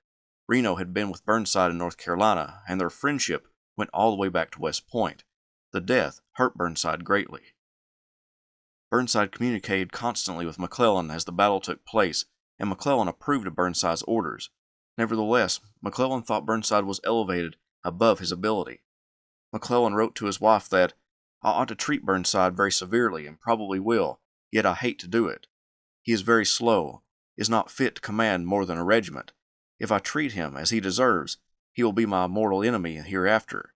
If I do not praise him as he thinks he deserves, and as I know he does not, he will be at least a very lukewarm friend." Because of his low opinion of Burnside's ability, McClellan unofficially took Hooker's corps away from Burnside, saying it was for logistical reasons, even though that wasn't the case. Burnside remained at headquarters with McClellan for a while, then went to Fox's Gap, where his 9th Corps were cooking a meal. He visited with them and watched as they buried their comrades. According to one story, he even refereed a confrontation between a farmer and some soldiers who were tossing bodies down his well. When the Union Army was to pursue the retreating rebels, McClellan ordered Burnside to chase after them, but the orders didn't get to Burnside until noon on September 15th. By the time he received the message, Fitzjohn Porter's troops were already at Fox's Gap and crowding the road, with Porter sending a message to McClellan complaining of Burnside's sluggishness. McClellan sent a message to Burnside asking what the delay was, but the message appears to not have gotten to him. When he talked with Burnside in person, he didn't bring up the lack of movement, which led one of Burnside's biographers to write, "It was as though McClellan, the master of procrastination, was deliberately fabricating a secret indictment for impunctuality against his friend." That same biographer believes that McClellan turned on Burnside when Burnside informed him that Abraham Lincoln and the Secretary of War Edwin Stanton wanted to replace McClellan with Burnside. Now McClellan knew who the President and the Secretary wanted to replace him with, and now he sought to limit Burnside's role in the upcoming battle in order to diminish Burnside's abilities in the eyes of Lincoln and his cabinet. The Army of the Potomac soon found the Army of Northern Virginia protected behind Antietam Creek. McClellan made his headquarters at the home of Samuel Pry, where the army commander called together his subordinates. The large congregation of corps and wing commanders rode out into the pastures on the Pry farm to view the Confederate position, but McClellan thought so large a crowd would garner artillery fire, so he sent back all but one subordinate. The man who remained with McClellan wasn't the commander of the largest wing, Edwin Sumner, nor Burnside, the man Lincoln wanted to replace McClellan with, but Fitzjohn Porter, one of McClellan's closest confidants. A little after noon on September 16th, Burnside got word from McClellan to post his troops opposite a stone bridge and a ford across Antietam Creek. McClellan also dispatched one of his engineers to place Burnside's divisions in the correct spot. Not wanting to fool with placing them himself, the engineer had Burnside send 3 aides, so that the engineer could show them the location. Then the aides could guide the divisions to the locations. By sunset, only one division had been placed. McClellan sent a reprimand to Burnside commenting on his slow movement and accused him of negligence and criticized him for not having his troops in place by noon. Burnside knew the reprimand wasn't warranted. He hadn't been given the orders until noon. A rain set in that night, and Burnside slept in a haystack in someone's barn as raindrops peppered the roof of the structure. The next day, September 17th, Burnside's corps under the command of Jacob D. Cox awaited orders for the day. Even the issuing of the orders came under scrutiny. McClellan reported that Burnside was late in attacking the Confederate right across Antietam Creek at the stone bridge that would soon get the name Burnside Bridge. McClellan claimed that he ordered Burnside across at 8 a.m., but he didn't write the order until 9:10 a.m. By the time Burnside got the message and handed it to Cox, it was 10 a.m. The Ninth Corps attempted to cross the bridge and the ford across the creek, where McClellan's engineer placed them, but a small Confederate force was able to use the high bluffs on the other side of the creek to halt the Union attacks. Every assault met with volleys from some Georgia troops stationed on the other side. Burnside began getting frustrated because he was following McClellan's orders and attempting to follow them exactly, especially since the commanding general was getting extremely critical of his movements. At one point, an aide from McClellan came up to Burnside, urging him to advance. Burnside snapped back, saying, "McClellan seems to think I am not trying my best to carry this bridge. You are the third or fourth one who has been to me this morning with similar orders." Burnside's troops, through a dash across the bridge and the ford, gained a foothold on the opposite bank of the creek and began to push out from there. They pushed away the few enemy infantry in their front, but it seemed as though artillery pieces from all over the battlefield were trained on their position. Additionally, the large division of Confederate Major General A.P. Hill arrived on the Confederate right as Burnside's men reached the rebel side of the creek. The enemy reinforcements halted Burnside's push. By this point, Burnside himself was already across the creek, following close behind his troops who took the bridge. He and the Ninth Corps commander, Jacob Cox, worked tirelessly to form their brigades and divisions to withstand another attack. Burnside sent a note to McClellan asking for support to push Hill's men off the field. McClellan's response was, "I have no infantry," an obvious lie. He had at least the better part of two divisions within close support and distance of Burnside and Fitzjohn Porter's corps. The battlefield became mostly quiet, and Burnside went to McClellan's headquarters to ask again for reinforcements, but the Army commander's staff turned Burnside away, claiming McClellan was too fatigued from the day to speak with him. Early next morning, Burnside returned to headquarters and made it through the gauntlet of staffers to speak with McClellan. McClellan would send him one division, but Burnside wasn't to attack. He was to hold his position. Later on the 18th, McClellan ordered him to recross the creek if it could be done safely. Either because it couldn't be done safely or Burnside wasn't willing to pull his men away from the hard-won ground, the Ninth Corps did not move from their position. McClellan would accuse Burnside of being too timid during the Battle of Antietam and being too late in his attacks. The task placed before Burnside was an immense one, and he acted promptly as soon as the orders came in. Crossing the bridge and the ford was completed in a reasonable time, but historians now look at McClellan's accusations as a way to discredit Burnside. After the battle ended, Mary came to visit with her husband, traveling from Baltimore, escorted by Burnside's secretary, Daniel Larned. A few days after the battle, McClellan called some of his generals together for a party. The true intent of the party soon materialized when McClellan read Abraham Lincoln's Emancipation Proclamation. McClellan was furious and floated the idea of staging some kind of protest and looked to his generals for support, many of them being Democrats like Burnside. Jacob Cox, a Republican, spoke up and said that such a protest would go against civil authority and he wouldn't have as much support as he thought.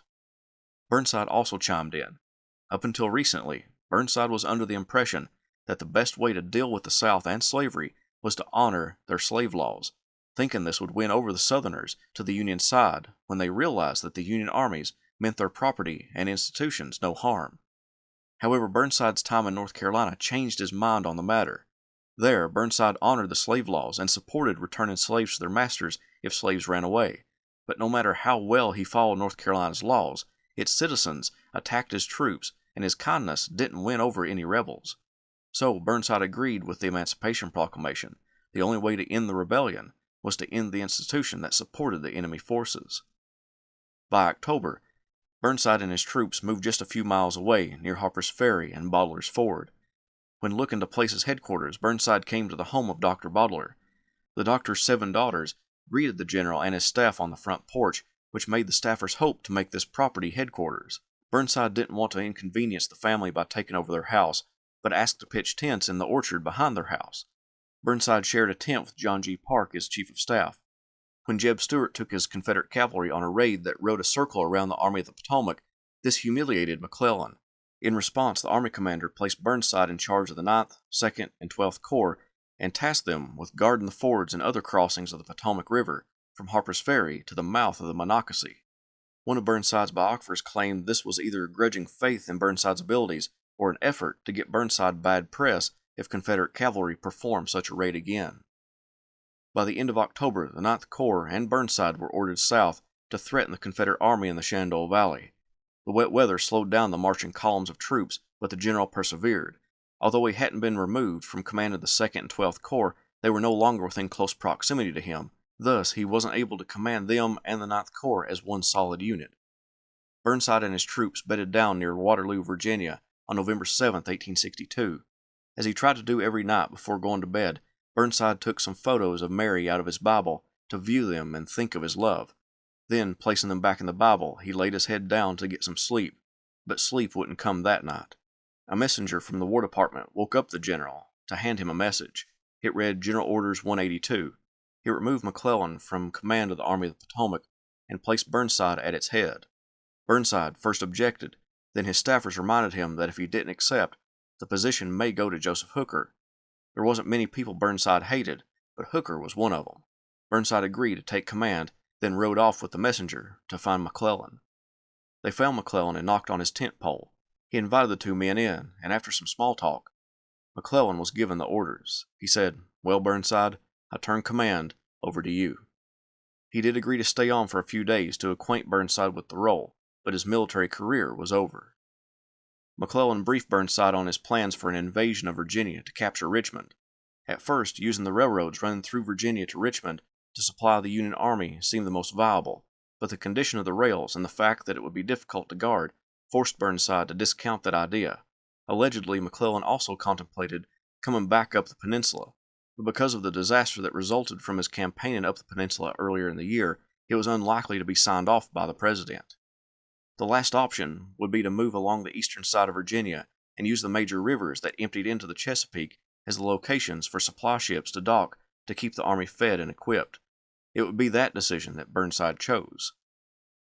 Soon after taking command, Burnside was greeted at the Warrenton Hotel in Warrenton, Virginia, by General-in-Chief Henry Halleck, Quartermaster General Montgomery Meigs, and Superintendent of Military Railroads, Henry Hapt. They discussed the options for launching a campaign to capture Richmond. Halleck favored using the railroads through the Piedmont region of Virginia to get to Richmond, but Burnside thought the supply line would become too susceptible to raids. The Superintendent of Military Railroads agreed with Burnside that moving the army to Fredericksburg, then south, crossing the major waterways and using them to supply his troops was best. The three men left Burnside's headquarters, then went to the president, who signed off on the plan.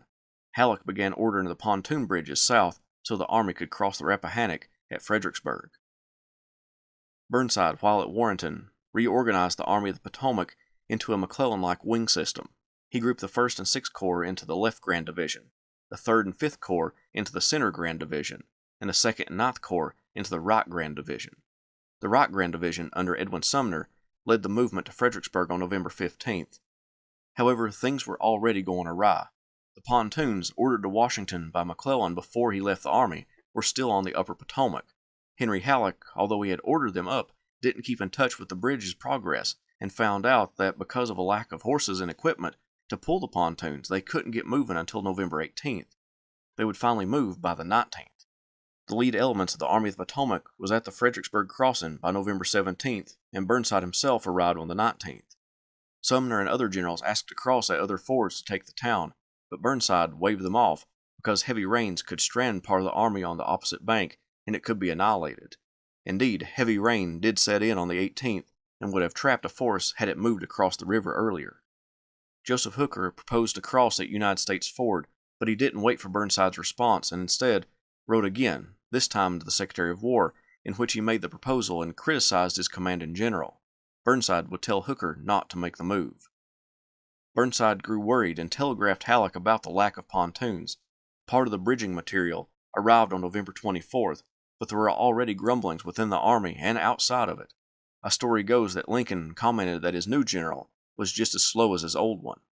Nevertheless, the president met with Burnside on November 26th aboard the steamer Baltimore. There, Lincoln proposed moving additional troops to points along the Virginia coast, cutting off Lee's retreat to Richmond, and also forcing the Confederate Army to pull back from Fredericksburg. Burnside feared that delaying would put movements further into the winter months. When the President made it back to Washington, he discussed it with Halleck, and Halleck agreed with Burnside, so the plan was scrapped. Edwin Sumner, one of Burnside's Grand Division commanders, suggested crossing below the town of Fredericksburg to prevent the Confederates from sharpshooting from the buildings along the water's edge. Burnside agreed that crossing in front of the town was dangerous, so he took Sumner's plan and expanded it. He would cross both at the town and below it. Hopefully then, they could turn the Confederate Army's flank and push them away from their fortified location. Burnside called Sumner and his Grand Division commanders together at the stately Lacey Mansion, Sumner's headquarters. He outlined his plan, and the commanders listened and had no qualms. However, Burnside was feeling pressure from all around him. The stress of command and all of his responsibilities resulted in an outbreak of erysipelas, a horrible skin condition, over parts of his body. Washington wanted him to move, the Northern public wanted him to move and attack, and even the generals were eager for an offensive that might lift the spirits of the men. Burnside was also not confident in his abilities. As one of his biographers stated, he seemed to dread stepping up from command of a wing to that of the army, and his native modesty and honesty led him to confide in several officers his belief that he could not manage it. There would have been nothing wrong with that in an army made up of men like him, who stood ready to give their all to any man invested with authority, whatever he said of himself. But here in Virginia, Union generals were accustomed to looking out for themselves, covering their mistakes and carpeting their way to promotion within the shrouds of other men's reputations. Rather than endearing himself to his immediate subordinates, Sumner and a few others accepted. His admissions of doubt merely made him an easy mark for them and undermined any capacity he brought to the job. Union troops began assembling the pontoon bridges on December 11th, having to battle with Confederate sharpshooters firing across the river. After constructing the 5 pontoon bridges across the Rappahannock River, the Union Army moved across, having to fight their way across the bridges and through the town. Major General William B. Franklin's left Grand Division assembled on the Union left across from Stonewall Jackson's corps on December 12th. Burnside personally rode across the river and inspected Jackson's position for himself. After seeing the light defenses, he and Franklin decided on a battle plan. They concluded that the enemy's defenses in Franklin's sector were weaker than Sumner's to his right. Franklin recommended a fast strike against Prospect Hill the next morning, but with several caveats. The attack must begin before dawn so his men could get across the open ground without excessive casualties, and sizable reinforcements from Hooker's Center Grand Division were needed to guard the bridges.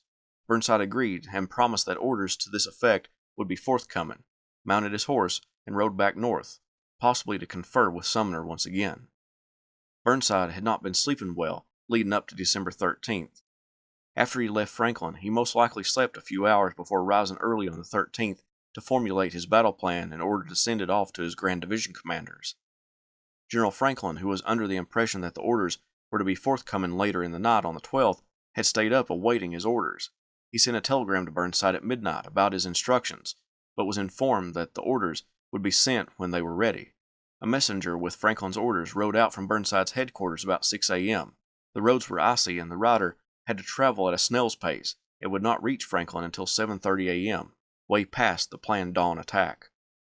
Franklin's mind did not ease when he got his orders.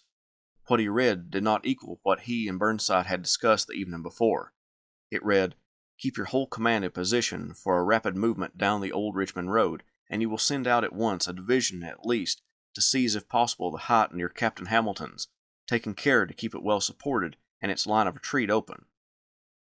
Franklin interpreted this as meaning he was to use one division to threaten to turn Lee's right flank and attack Prospect Hill, while the main thrust would be to his right in General Sumner's sector. Sumner also received ambiguous orders, but surmised its meaning. When the attacks got started, Burnside was under the impression that Franklin was doing as he was told and swinging around Lee's flank, but Franklin's troops had stopped short and instead just attacked Prospect Hill with one division. Information came in that there was a movement on Lee's right flank, making Burnside think that Lee was weakening his left flank to support his right. With that information, he ordered Edwin Sumner's troops to attack Mary's Heights, south of the town of Fredericksburg. Franklin eventually did put in more troops, but not a sufficient number. As the troops under Sumner collided with the Confederate defenses behind a stone wall, Burnside knew he needed to relieve the pressure in front of Sumner. so he sent word to Franklin to commit more troops. Franklin wrote back that 8 of his 9 divisions were engaged. Although technically true, only about 3 had made attacks. The others were in line and taking artillery fire, but were not making assaults against Lee's lines. Thinking he had done all he could do, Franklin stayed put the rest of the day. Burnside grew annoyed and went to see Sumner, his friend and advisor. Sumner was sitting in an ambulance at his headquarters, and a newspaper reporter overheard the conversation. Burnside allegedly said, "Everything depends on Franklin coming up on the flank." Still expecting Franklin to attack, he kept up the pressure on Marye's Heights, believing that Lee would break at some point. As one of Burnside's biographers put it, Burnside the gambler could not quit while he still had chips left. Repeated failed attacks mounted up the casualties on the Union right, and as darkness began to cover the battlefield, Burnside began formulating the next attack. It would occur the next morning, a bayonet charge, performed by his old 9th Corps, with the commanding general himself leading the charge. 2 beliefs came about from this suggestion by Burnside. Some of his contemporaries believed he was hoping to lift the spirits of his men and instill them with the courage for another attack. The other belief, particularly from 2nd Corps Commander Darius Couch, believed it was an attempt to leave his own body on the field at Marye's Heights. The night of December 13th, Burnside came to Couch's headquarters in Fredericksburg and asked the Corps Commander to relay the events of the day, and although Burnside seemed optimistic, Couch believed the attack Burnside wanted to make in the morning was his way of ending his own life. If Burnside's morning attack succeeded, then the carnage from December 13th wouldn't be in vain, and if the attack failed, Burnside wouldn't have to suffer the pain of knowing it was all in vain. Ultimately, no one will know what Burnside's true mindset was toward the proposed bayonet charge at Fredericksburg, but Burnside was definitely shaken by the slaughter. The next morning, Burnside gathered his commanders together and outlined his plan for the charge. General Sumner spoke against such an act and said it most likely wouldn't succeed. As one of Burnside's biographers wrote, "With that reluctant admission, Sumner did the country and Burnside the greatest service of his long career. No one else could have convinced the harried commander of the need to concede defeat. From anyone else, it would have seemed to be either continued insubordination or the voice of inexperience, but Sumner was his heartiest supporter, whose judgment usually erred on the side of aggressiveness." The generals agreed with Sumner, and when the fog lifted off the battlefield and Burnside looked at the Confederate position, he canceled the orders for the attack. If you like what I do, please consider subscribing to the channel if you haven't done so already, join the Patreon page, or purchase something from the Teespring store or Etsy shop. Every little bit helps. Thank you.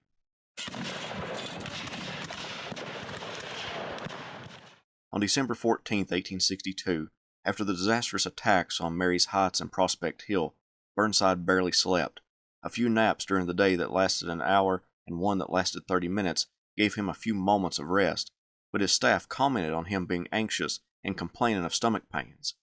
Earlier, he had sent an aide to tell Henry Halleck, the general-in-chief, about the battle. The aide brought back word that Halleck favored renewing the attack and didn't think withdrawing across the river would be good morale for the army or the country. Burnside learned from his subordinates that the men couldn't hold the town. It was just not defensible. With tears running down his face into his famed facial hair, he dictated the orders to withdraw from Fredericksburg. By the morning of December 16th, all the army evacuated the town and moved back across the river. The army was divided. Some soldiers called Fredericksburg Burnside's slaughterhouse, but others were more optimistic, saying, "He has the whole confidence of his soldiers, who will follow wherever he leads." Nevertheless, Burnside was distraught. Less than a week after the battle, a group of congressmen came to Burnside's headquarters and spoke with him about the engagement. The politicians found fault with William B. Franklin's actions, thinking them negligent. After a few days, the Northern press began to take their attention and blame away from Burnside. They directed it towards Henry Halleck, Abraham Lincoln, and the Lincoln administration for pressuring Burnside into attacking. Burnside heard about these attacks and said, "I'll put a stop to that," writing a long article taking all the blame upon himself. After his staff begged him not to submit the article, Burnside decided to go see Lincoln about such an article. Lincoln had no objections with him writing the letter to the papers, and Burnside finished the letter and submitted it to the New York papers. While Burnside wrote the letter to the papers and met with the president, Joseph Hooker met with the congressional delegation to impress them and make friends with the influential men. By the end of December, Burnside received reports from Halleck that there was an increase in Confederate movement in the Shenandoah Valley and near Fort Monroe. Halleck blamed that on the Stationary Army of the Potomac. Burnside took that as a jab at himself, which it was, so, to rectify it, he planned for a large flanking movement. As he did so, a division commander, John Newton, and a brigade commander, John Cochran, both from William B. Franklin's Grand Division, went north to Washington on leave to find anyone important and tell them that Burnside was incompetent. They eventually made their way to the president and told him about their doubt in the army commander. Lincoln, probably as a response to the discussion, wired Burnside telling him not to make a movement without consulting the administration. Burnside called off the movement, then sailed for Washington to meet with the president. Lincoln told Burnside that some officers had questioned his ability, but wouldn't turn over their names. Burnside then proceeded to tell Lincoln in granular detail about his plan to flank Robert E. Lee's army. The president said he would bring this idea to Halleck and the Secretary of War Stanton. Burnside went on to say that after the failure at Fredericksburg, he should be replaced as head of the army. After their meeting, Burnside testified in the court-martial of Fitzjohn Porter, the close friend of George McClellan, then wrote what one historian called a formal appeal for his own removal. In it, he wrote to President Lincoln, "It is of the utmost importance that you be surrounded and supported by men who have the confidence of the people and of the army, and who will at all times give you definite and honest opinions in relation to their separate departments, and at the same time give you positive and unswerving support in your public policy." He concluded with an appeal to leave the army and go back to public life, but stated he was willing to stay in the army if his services were needed. He delivered the letter to the president in a meeting with Lincoln, Halleck, and Stanton. Lincoln read the letter, then handed it back to the general without saying a word. Then asked Halleck what he thought of Burnside's plan to flank Lee's army. Halleck simply stated that field operations were the prerogative of the field commanders and didn't approve or disapprove of the plan. Burnside left without much of an answer from the Lincoln administration. Burnside, back at headquarters, demanded to know who went behind his back to the president, but no one was forthcoming, although he suspected it was someone in Franklin's command. Now Burnside needed to choose a path, either stay immobile or go on the attack. Staying immobile would only make the situation worse for himself and the administration when the public demanded success, so he decided to go on the offensive. His army was large, but it was shrinking. Desertions and resignations were up. Both can partially be attributed to the lack of confidence in Burnside and the implementation of the Emancipation Proclamation. When one lieutenant from a Michigan regiment tried to resign on the grounds that he disagreed with the Emancipation Proclamation, Burnside met with the man and gave him a tongue lashing about thinking he knew better of how to conduct the war than the administration and his superior officers. The man was thrown onto a guard ship, and preparations for a dismissal were begun.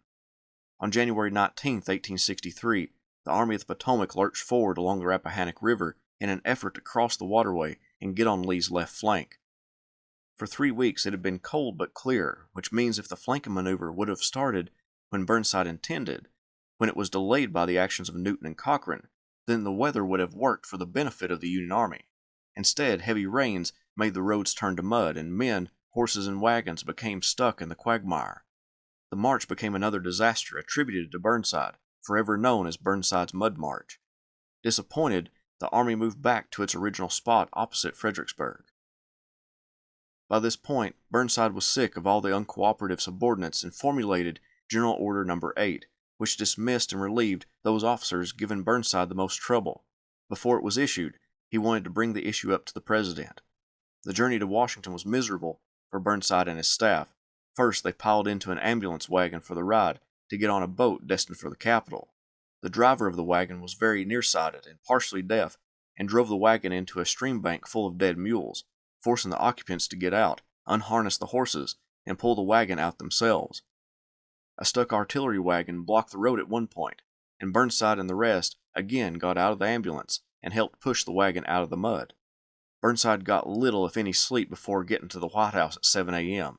He told Lincoln that he could not continue to command the army if General Order No. 8 didn't go into effect. Lincoln said, "I think you are right," then told Burnside they would meet after the president had the opportunity to meet with Halleck. Burnside went to the Willard Hotel and got some rest. The next morning, Burnside met with the president again, and Lincoln gave him the news that he decided to replace him with Joseph Hooker. Previous to the Mud March, Burnside sent his resignation to Lincoln, so the president could accept it at any time, and he assumed that since he was relieved of command, that he could go directly home. But the administration didn't want him to leave. They decided that he would take command of the Department of North and South Carolina, but Burnside didn't want that command, especially since David Hunter was its commander and Hunter outranked him. So Lincoln agreed to give Burnside a 30-day furlough to think about his next move. He returned to the Army of the Potomac only long enough to officially hand over command of the army to Hooker, and he and Sumner, who had just resigned, traveled up the Potomac to Washington. Then Burnside headed towards Rhode Island. It would not be a relaxing 30 days. The state legislature of Rhode Island wanted to honor him and passed a resolution to do so. Then the Committee on the Conduct of the War wanted him to make an appearance before them. He traveled to Washington with Mary and appeared before the committee on February 7th. The honest Burnside testified that he believed that some of his commanders, Franklin and Hooker in particular, performed poorly during the Battle of Fredericksburg, and admitted his suspicion of Newton and Cochrane as being the ones who went behind his back to the president. After his testimony, he entered the floor of the House and the Senate, where he got a warm reception from the radical Republicans who favored emancipation and Lincoln's proclamation. So far, Burnside and John C. Fremont were the highest-ranking advocates of emancipation. Although Burnside was not an extreme supporter of it, he became a friend in the eyes of those congressmen. Burnside spent about a week in New York taking care of the Illinois Central Railroad business, then moved back to Washington by March, where he stayed for a couple of weeks, almost as if he was scared the War Department might give him an unpleasant assignment if he wasn't there to fight back. There were a few options for the new assignment. Lincoln could send him west of the Mississippi River, like other generals, or attempt to put him in command along the Carolina coast. However, circumstances along the Ohio River led the Secretary of War handing Burnside the orders on March 16th to command the Department of the Ohio, encompassing the states of Ohio, Indiana, Illinois, Michigan, and a large portion of Kentucky. Horatio Wright commanded the department and was concerned about an uprising, particularly in Indiana, because of the draft that was instituted. Wright's major generalcy wouldn't be approved by Congress, and he would be transferred back east eventually. Burnside would take his place to organize the department and put down any unrest. With 2 divisions of his 9th Corps, Burnside and his staff moved from Baltimore, Maryland, by rail to Cincinnati, getting mobbed by a congregation of citizens in Pittsburgh, then finally making it to Cincinnati. Reports began filing in about a Confederate invasion of Kentucky. Rebels attacked Mount Sterling, Danville, and Louisa, with reports stating that around 12,000 enemy troops were now in the state. Burnside knew the positions of the main Confederate armies and realized that those numbers were vastly exaggerated. He guessed correctly that all of the enemy troops in the Bluegrass State didn't amount to more than 4,500 men, so the stress was relieved, but the situation still needed to be monitored. As soon as the 9th Corps arrived, Burnside dispatched them and the troops already in Kentucky to deal with the rebel incursions. The resistance melted away as Federal troops made themselves known. Within just a few days, Burnside had sent the Confederates south and protected the vital areas of Kentucky.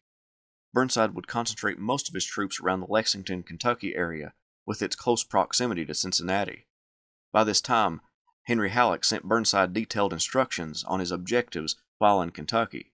Halleck needed him to guard the railroad from Louisville to Nashville, so that it protected the Army of the Cumberland commanded by William S. Rosecrans. Then he gave Burnside the option to invade East Tennessee or simply secure central Kentucky for the Union. His final statements regarded how to treat Kentucky citizens. Burnside believed that the Kentuckians should be treated the same as people from Indiana or Illinois. All those states were still in the Union, and although they had Southern sympathizers in them, there was no need to treat Kentucky any differently. Next, Burnside took a tour of the northern parts of Kentucky, riding by rail to Louisville, then Frankfort, and finally Lexington. He and his staff quickly realized that Kentuckians believed in imbibing in alcohol. The general and his staff were crowded by large groups of Kentuckians wherever they traveled, and they were offered bourbon by everyone they met. To turn them down wouldn't be hospitable, so they fought to stay sober on their journey. Burnside then began to deal with the populace of the states under his command. He wasn't prepared for the hostile attitudes towards the federal government. Confederate prisoners in those northern states traveled about on their own with only the promise they wouldn't escape binding them to their captors. Burnside put a stop to that and then instituted General Order 38, which forbade anyone from speaking out against the federal government. He based his orders off of Abraham Lincoln's own proclamation and the suspension of habeas corpus, as well as Halleck's guidance on how to deal with civilians. Convicted spies were executed by firing squad, and numerous people were arrested who spoke out against the Lincoln administration or expressed sympathy for the enemy. But Burnside wasn't a tyrant. He looked over the cases and the situations, punishing but not overly punishing those accused and found guilty of various crimes outlined in General Order 38. Burnside was administering his authority over the Department of the Ohio well until one Peace Democrat or Copperhead reared his head, Clement Vallandigham. Vallandigham was a Democrat who fought back against the Lincoln administration, the prosecution of the war, and emancipation. When Burnside found out Vallandigham was to speak at Mount Vernon, Kentucky on May 1, 1863, he sent 2 Army officers in civilian clothing to take notes of what the Copperhead was saying to be used against him. Of course, Vallandigham spoke out against the administration and General Order 38. Burnside had him arrested and put in jail outside Cincinnati. His arrest, however, sparked a riot in Dayton, Ohio, which resulted in the burning of a Republican newspaper print shop and the discovery of 200 muskets and a swivel gun in a Democratic newspaper print shop. Burnside now believed he had enough evidence against the Copperheads to take further actions and bring Vallandigham to trial. Although General Order 38 was strict, Burnside was fair. As one of his biographers wrote, even in his determination to crush the seditious element, Burnside had not lost his innate sense of justice. He might reach into the ranks of legitimate dissidents in his quest for traitors or stretch the jurisdiction of military tribunals, but in all other respects he insisted upon fair play. Unlike others in his government, he refused to respond to anonymous complaints against individuals or to act upon any charge of disloyalty that failed to cite specific offenses and list witnesses. Nor did he resort to long pretrial confinements in miserable dungeons. As far as Burnside was concerned, the accused was innocent unless and until the military panel found otherwise. For example, when someone tried to pass Vallandigham a Bible with the inscription, "Prepare to meet thy Maker," Burnside intercepted it and admonished the person in a reprimanding letter, saying that Vallandigham hadn't been found guilty yet. He went further in the letter, stating, "You, a worm of the earth, have dared to use the word of Almighty God as a means of expressing personal hate. You have attempted with sacrilegious hands to use that blessed volume, whose every page breathes forgiveness and love, to molest what you hoped were the last hours of a dying man." The court found Vallandigham guilty of violating General Order 38 and sentenced him to imprisonment for the duration of the conflict.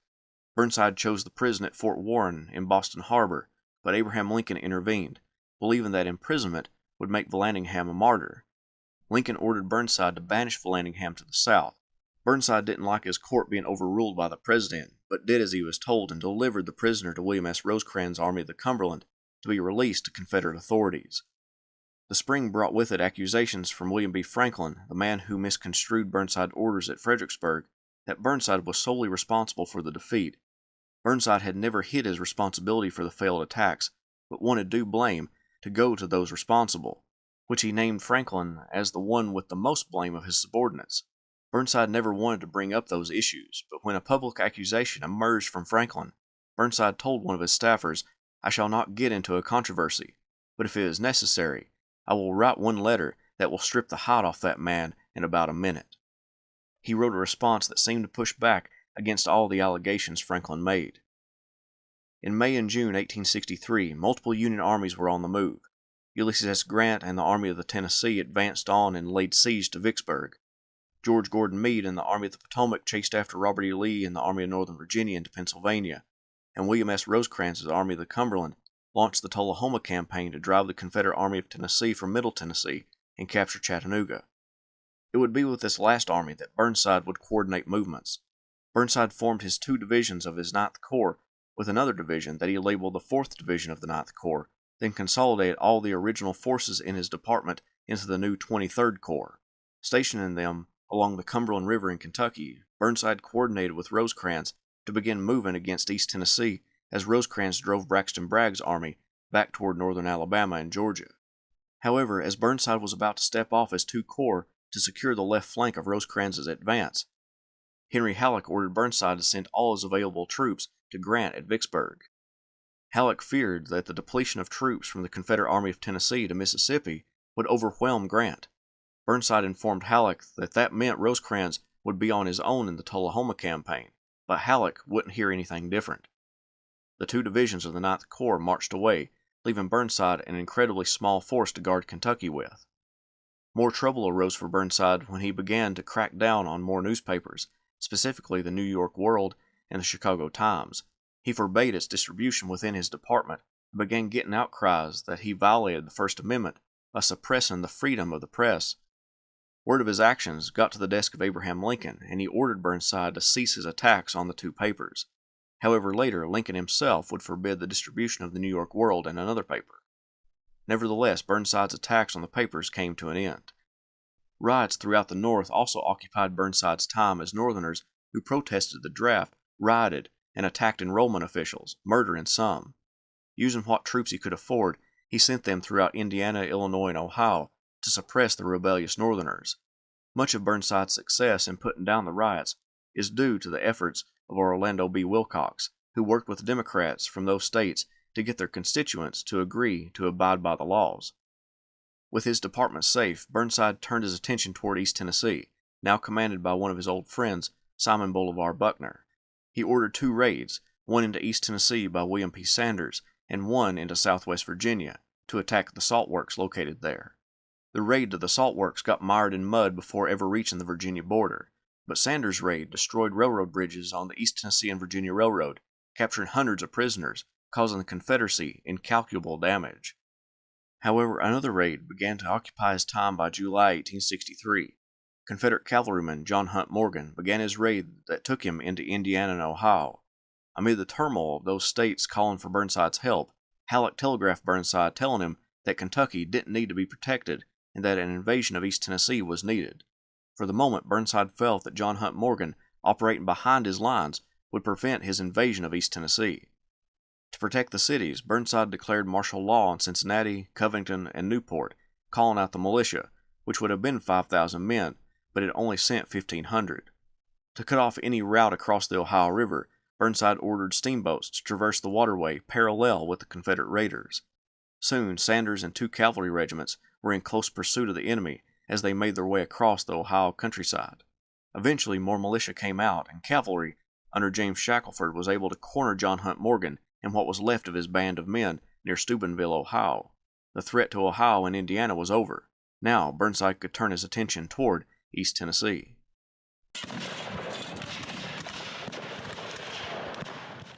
With John Hunt Morgan captured in Ohio, Ambrose Burnside could concentrate more of his troops toward an invasion of East Tennessee. He still asked General-in-Chief Henry Halleck for his Ninth Corps back from their expedition to Vicksburg. Once that city fell, they now became available in early August 1863. However, the Ninth Corps wasn't the unit it was when it left. It departed Burnside with about 8,000 healthy soldiers. It returned to him with around 6,000 men in it, and a great deal of those 6,000 were too sick for duty or too worn down from campaigning to be much help to Burnside. Nevertheless, they reached him by mid-August. Burnside moved his headquarters from Cincinnati and into the field, as he began preparations for a move into Tennessee. He rode by train to Lexington, Louisville, and then back to Lexington, and finally to Camp Nelson. The fortified camp, located just south of Lexington, would act as his supply depot for his troops as he moved into the Appalachian Mountains. He was at Camp Nelson when John G. Parke, his former chief of staff and now commander of the Ninth Corps, arrived to discuss his corps' next steps. Burnside and his staff found Parke emaciated and with a fever from the Vicksburg campaign. Without a moment's hesitation, Burnside knew Parke and his command couldn't join him on this journey, and sent Parke to recuperate in Cincinnati. Union Major General William S. Rosecrans and his Army of the Cumberland was moving against Braxton Bragg's Army of Tennessee toward Chattanooga, and Burnside needed to connect to and protect that army's left flank, but he knew the movement through the Appalachian Mountains would be difficult. Over 2 years of war had ravaged the area and taken from it the little it could provide. So instead of moving as 1 or 2 columns through the terrain, he broke his 8,000 men, over half of which was mounted, into 5 marching columns to traverse the mountains. Part of his command moved out on their invasion on August 20th, with the rest following shortly after. The 23rd Corps with Burnside struggled over the mountains. Even on horseback, Burnside and his staff had difficulty climbing the steep terrain. The Confederate force opposing him was Major General Simon Bolivar Buckner's Army of East Tennessee, which was spread out over its namesake region, and with Rosecrans moving toward Chattanooga, Braxton Bragg ordered Buckner to concentrate his force and move toward that city. This left only a scattering of soldiers in East Tennessee, with the largest contingent at Cumberland Gap, which contained a little over 2,000 men. In less than 2 weeks, Burnside's Army of Liberation made it to the outskirts of Knoxville, the capital of East Tennessee. They entered the city and became surrounded by thankful citizens with tears in their eyes and streaming down their cheek. For over 2 years, Unionists in the region had been beaten, murdered, and ran out of the state. Many of them went to Knoxville hoping it gave some level of protection, but they still had to hide their loyalty. When Burnside entered the city, the people rejoiced, running up to him, wanting to touch him and his horse. They came out from their houses with food and water to give to the soldiers. It was a joyous occasion that those Tennesseans would never forget. The people demanded a speech. The next day he went out onto a balcony of the building he commandeered and stumbled through a few words, not being inclined to make speeches, but the crowd loved it nonetheless. One man wrote that Burnside was an honest, noble man. He had a heart and spoke from it. Despite the celebrations, Burnside had much more work to do. First, the Gap's garrison still hadn't surrendered. It was now completely surrounded but refused to capitulate. Burnside sped himself north with another brigade of troops, covering the 60 miles in about 52 hours. He sent his aide to deliver the surrender terms to the Confederate commander, and with Burnside's name written on the bottom, that meant Knoxville had been taken and no other help was going to come. So he surrendered to Burnside on September 9, 1863, at 3 p.m. With his invasion, Burnside liberated East Tennessee and conquered a significant amount of territory. Burnside considered his job over. With this success under his belt, asked President Lincoln if he could go home, because he believed someone else could do the job just as well as him or better. Lincoln appreciated the humble general, but wanted him to stay on, and Burnside agreed to stay on as requested. Indeed, his job wasn't done. The Confederate commander of the Department of Southwest Virginia was sending as many troops as he could to harass Burnside's 23rd Corps as it spread out over the region from Knoxville to Jonesboro. Word came just a few days after Burnside arrived in Knoxville that Robert E. Lee was sending an entire corps to confront him, allegedly being Richard Ewell's corps. There was a kernel of truth in those reports. Lee was sending a corps west, but it was Longstreet's corps, and it wasn't heading for Burnside. It was going to reinforce Bragg in Georgia. Burnside grew concerned and dispatched troops to watch over the region and guard main roadways from Virginia into Tennessee. He also waited impatiently for his Ninth Corps to appear. A concentration of rebel forces near Jonesboro brought Burnside into a dilemma.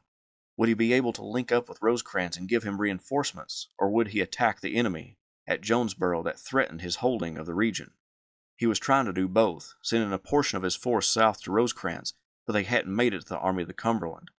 Burnside was able to bluff the rebels at Jonesboro, but there was still a force in his region of occupation. President Lincoln and Halleck sent Burnside messages to make a junction with Rosecrans. The delay in communication resulted in a concerning moment for Lincoln. Burnside responded on September 19th to Halleck's message from a week before, stating that he was headed to Jonesboro. Lincoln became enraged because Burnside was heading in the opposite direction of Rosecrans's army and cursed Jonesboro. After receiving repeated explanations of why Burnside couldn't link up with Rosecrans, Lincoln wrote to Burnside, "Yours of the 23rd is just received, and it makes me doubt whether I am awake or dreaming." However, this message was never sent.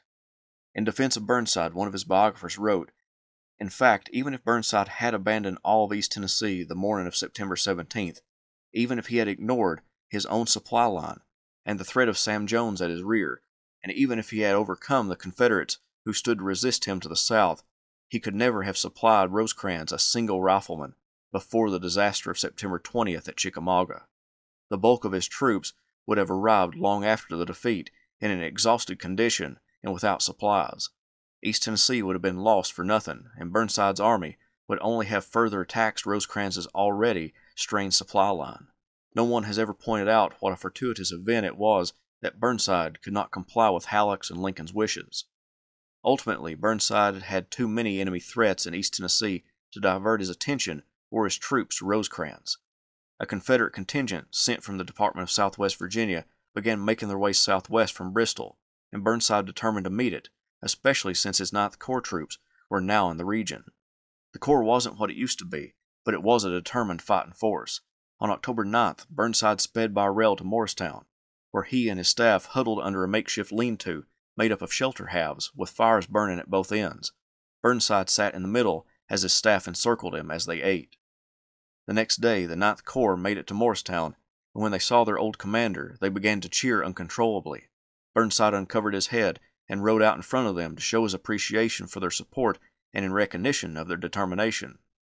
Burnside threw back and chased the Confederates, but couldn't launch a successful pursuit. He then retired to Knoxville.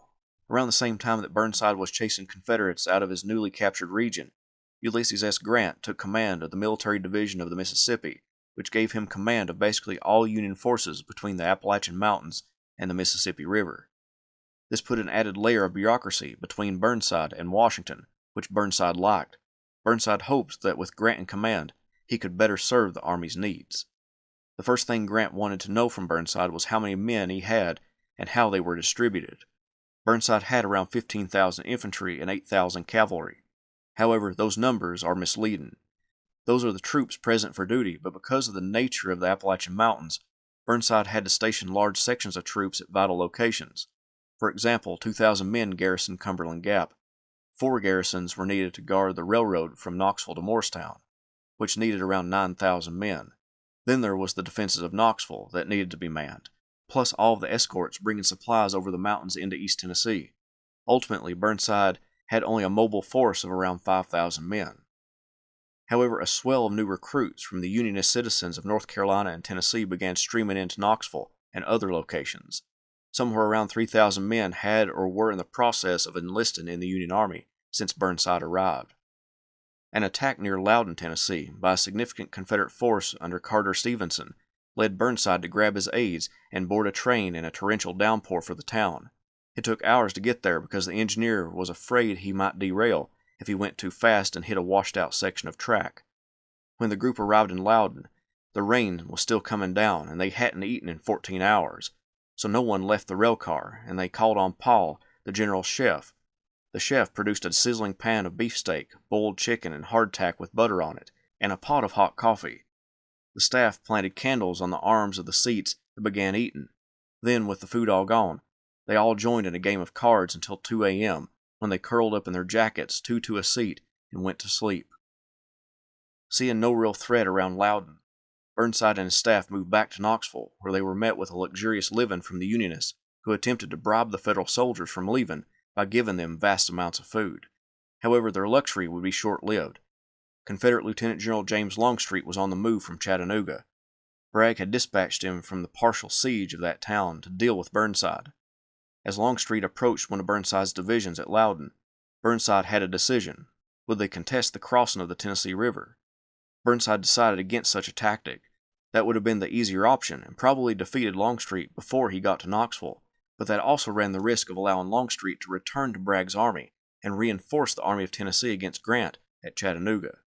Burnside wanted to draw Longstreet further north and away from Bragg to help Grant defeat Bragg. Burnside fought a delay in action as Longstreet pushed toward Knoxville. Small battles erupted around Loudon, Lenore Station, and Campbell Station as the gray tide crept toward the city. Once in Knoxville, Burnside called on his chief engineer Orlando Poe and newly minted Brigadier General William P. Sanders to his headquarters. Burnside asked Poe how long he would need to complete the fortifications. Poe said at least by noon the next day. Burnside then asked Sanders whether he could delay Longstreet until that time. Sanders assured him that he could. Sanders and Poe had known each other at West Point and were friends and shared quarters that night. Sanders awoke before dawn and headed out to delay the rebels for as long as he needed. While holding the line into the afternoon, Sanders would be killed rallying his men. The rest of the Federals sprinted into the earthworks, and Longstreet began a siege. Henry Halleck, the general-in-chief who had given Burnside so much trouble thus far, looked on the situation in East Tennessee as bleak and advised Grant to relieve Knoxville, but Grant trusted Burnside.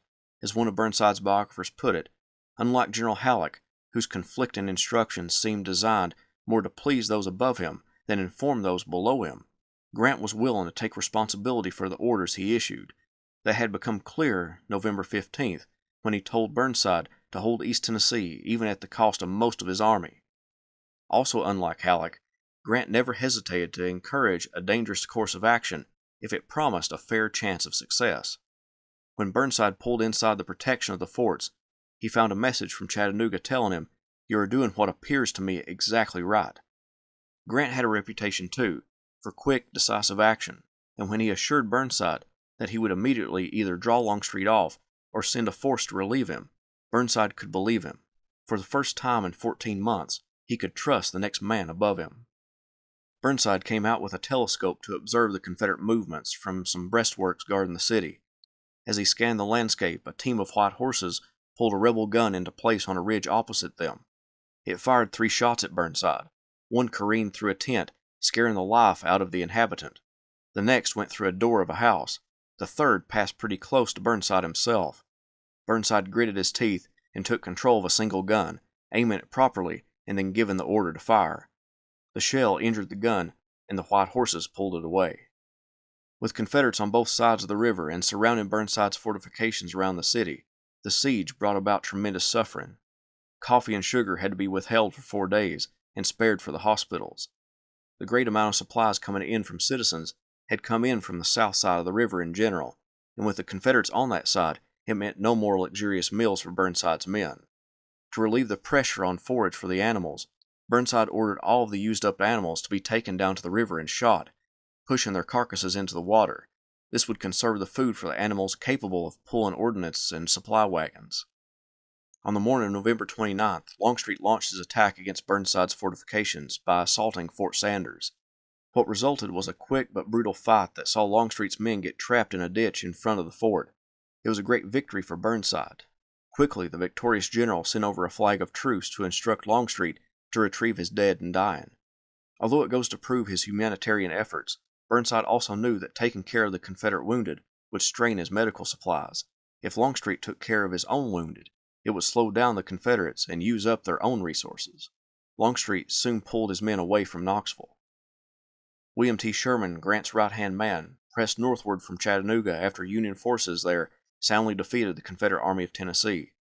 Sherman's goal was to help Burnside throw back Longstreet's corps. A grueling march brought Sherman to Knoxville, where, when he crossed the river, he saw a fine herd of beef cattle penned up. As he entered the fine home that was Burnside's headquarters, he found a roast turkey dinner waiting on him.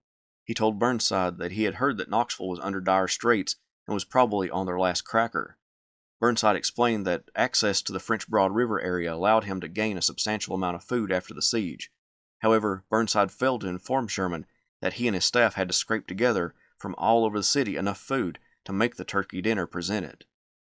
With Longstreet withdrawing east, Sherman asked Burnside if he would like to use General Gordon Granger's 4th Corps to pursue him. Granger complained that his men were too tired from their march to pursue, so Burnside asked for Granger's men to take the Army of the Ohio's place in the entrenchments around Knoxville, while Burnside's 23rd Corps of that army pursued Longstreet. That was agreed upon, and John G. Parke led the corps after the rebel, while the 4th Corps remained at Knoxville, and Sherman rode back to Chattanooga. Longstreet turned on Parke at Bean Station in the shadow of Clinch Mountain and defeated his Union counterpart, but Parke simply withdrew a few miles to Blaine's Crossroads. Fighting ended, and both sides started preparations for winter quarters in East Tennessee. Before the Battle of Bean Station took place, Burnside was already replaced as commander of East Tennessee.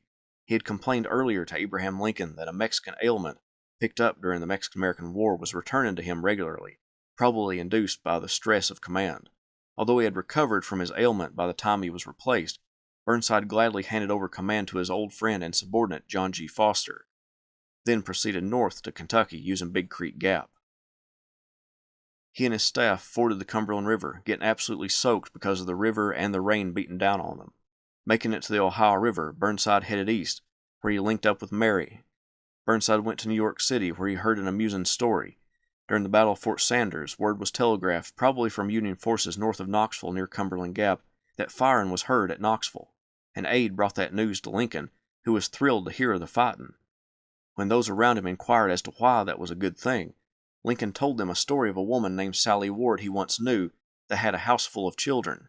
Whenever someone would come to her and say they heard one of her children crying somewhere, she would say, "Ah, there's one of my children that isn't dead yet." The story was a compliment to Burnside, meaning that he was showing action.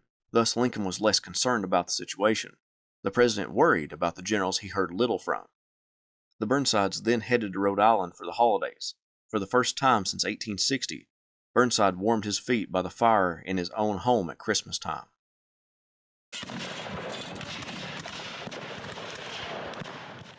Burnside spent the holidays in Rhode Island. throwing a little New Year's Eve party to welcome in the new year, 1864. But he wouldn't remain idle. After the festivities, he packed his things and left for Washington to get his next assignment. The War Department contemplated him for a couple of positions, one of them being sending him to Missouri, a volatile area that Abraham Lincoln and Secretary of War Edwin Stanton believed would benefit from Burnside's administrative abilities. But Burnside wanted a field command. He never liked being solely responsible for an army, and would much rather use a smaller command in a subordinate role. Lincoln and Stanton contemplated sending him back to East Tennessee, but that position went to John M. Schofield. Ultimately, Burnside was ordered by the War Department to restore the ranks of the Ninth Corps for a special assignment. They wanted Burnside to increase the Ninth Corps to 50,000 men and sent him on recruitment duty. However, there was a catch. He could only recruit from New England, New York, Pennsylvania, and Michigan for new troops, but the regiments from states like Ohio that were already in the Ninth Corps could recruit to build up their own ranks within their respective states. With the Ninth Corps consisting of about 5,000 men, that meant Burnside needed to recruit around 45,000 troops for the Corps. To help his recruitment efforts, Burnside asked to be allowed to create a division entirely made up of African American recruits. This was a complete change in Burnside. When Burnside first entered Kentucky and was told he could recruit African American men into his ranks, he balked at the thought because he was afraid it would alienate the potential white recruits and cause more problems during the 1863 draft riots. Now he gladly recruited black men for his Ninth Corps. He did have an adversary, though. Winfield Scott Hancock, recovering from his wound at Gettysburg, was also in New York and other northeastern states to recruit for his Second Corps. The two staffs butted heads repeatedly as they vied for the same men to join their respective corps, but Burnside himself stayed out of the conflict. In Washington, Burnside met with the newly promoted Ulysses S. Grant, who now held the rank of lieutenant general and controlled all Union forces. Burnside convinced Grant to give him his Ninth Corps troops from East Tennessee. After the meeting, Burnside traveled by rail east to Chicago and other Midwestern towns, attempting to fill the ranks of his Ninth Corps regiments. He met with governors of those states, like he did with the governors of New England states, speaking patriotically to audiences. Burnside hoped to be sent back to North Carolina to attack the Weldon Railroad and/or Wilmington. He said as much in a dispatch to Stanton, but Grant had other plans for Burnside and the Ninth Corps. Those troops were already forming in Annapolis, Maryland, prepared to go wherever they were summoned. Burnside didn't know it yet, but Grant planned to use the Ninth Corps in the upcoming campaign in Virginia against Robert E. Lee's Army of Northern Virginia in what would become known as the Overland Campaign. Grant came to view the Ninth Corps at Annapolis, but unlike when George McClellan as Army commander would visit, the men didn't don their white gloves and parade around for him. Grant formed them up and cantered back and forth viewing them. Then, on April 23rd, Burnside and his corps broke camp. They marched away from the water, which meant they weren't going to North Carolina as many of them hoped. Burnside was leading them to Washington, D.C., where they marched in front of the White House and saluted Abraham Lincoln as they marched by. They crossed the Potomac River and proceeded into Virginia. The rank-and-file soldiers now knew what their assignment was. It was to engage with Robert E. Lee, someone they hadn't faced since December 1862 at the Battle of Fredericksburg. Grant kept Burnside and the Ninth Corps back, at least initially, out of respect to the Army of the Potomac commander George Meade, whom Burnside outranked.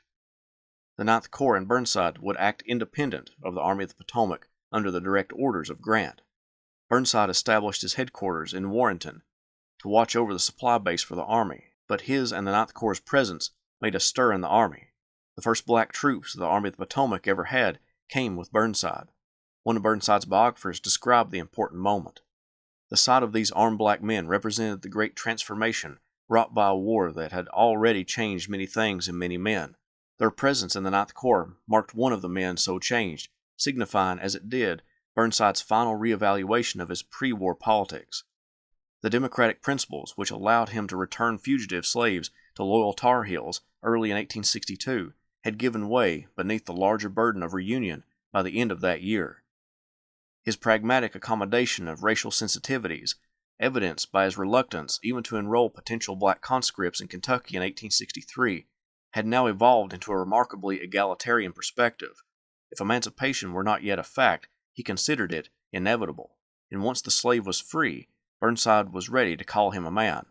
George McClellan was not the only Democrat with whom he had broken. On May 4th, 1864, the Army of the Potomac moved to slip by Robert E. Lee's right flank. The Ninth Corps was held back until troops from Washington could replace his men as guards on the railroad. Then the Ninth Corps followed the other three Union corps. On May 5th, Lee came into contact with Grant and Meade's army in a location called the Wilderness because of the entangled mess of underbrush and forest that occupied the area. It was incredibly difficult to move through, and the terrain gave Lee's inferior numbers a better chance against the Union juggernaut. The 2nd, 5th, and 6th Union Corps engaged, with Burnside's troops having to march the same distance to the battlefield in a fraction of the time. Burnside met with Meade, Grant, and the other corps commanders on the night of May 5th to plan the next day's assault. The 5th and 6th Corps were engaged with Richard Ewell's Confederate Corps on the Orange Turnpike. A few miles south, Winfield Scott Hancock and his 2nd Corps were engaging with A.P. Hill's Confederate Corps on the Orange Plank Road.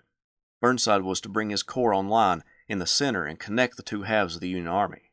Grant wanted Burnside's corps to arrive in the early morning on May 6th, but the other corps commanders believed the march was too difficult and the terrain too unforgiving for Burnside to be in position at the time specified. Grant only delayed it half an hour, then sent the corps commanders away. By dawn the next morning, Burnside was only able to get one division to Hancock's left flank to attack. By that time, Hancock's men were already attacking and driving A.P. Hill's men back along the Orange Plank Road. When one of Meade's staffers came to Hancock and told him that Burnside's corps wasn't online yet, Hancock responded, "I knew it, just what I expected. If he could attack now, we would smash A.P. Hill to pieces." That seemed to be a derogatory statement aimed at Burnside, but as one of Burnside's biographers pointed out, the meeting the previous night demonstrated that the corps commanders believed the time Burnside was ordered to be ready wasn't feasible for him to get into position. Taken in that way, Hancock's statement is a statement directed toward Grant, meaning that he knew they hadn't given Burnside enough time to make his way to the scene of battle and place his divisions in the tangled wilderness.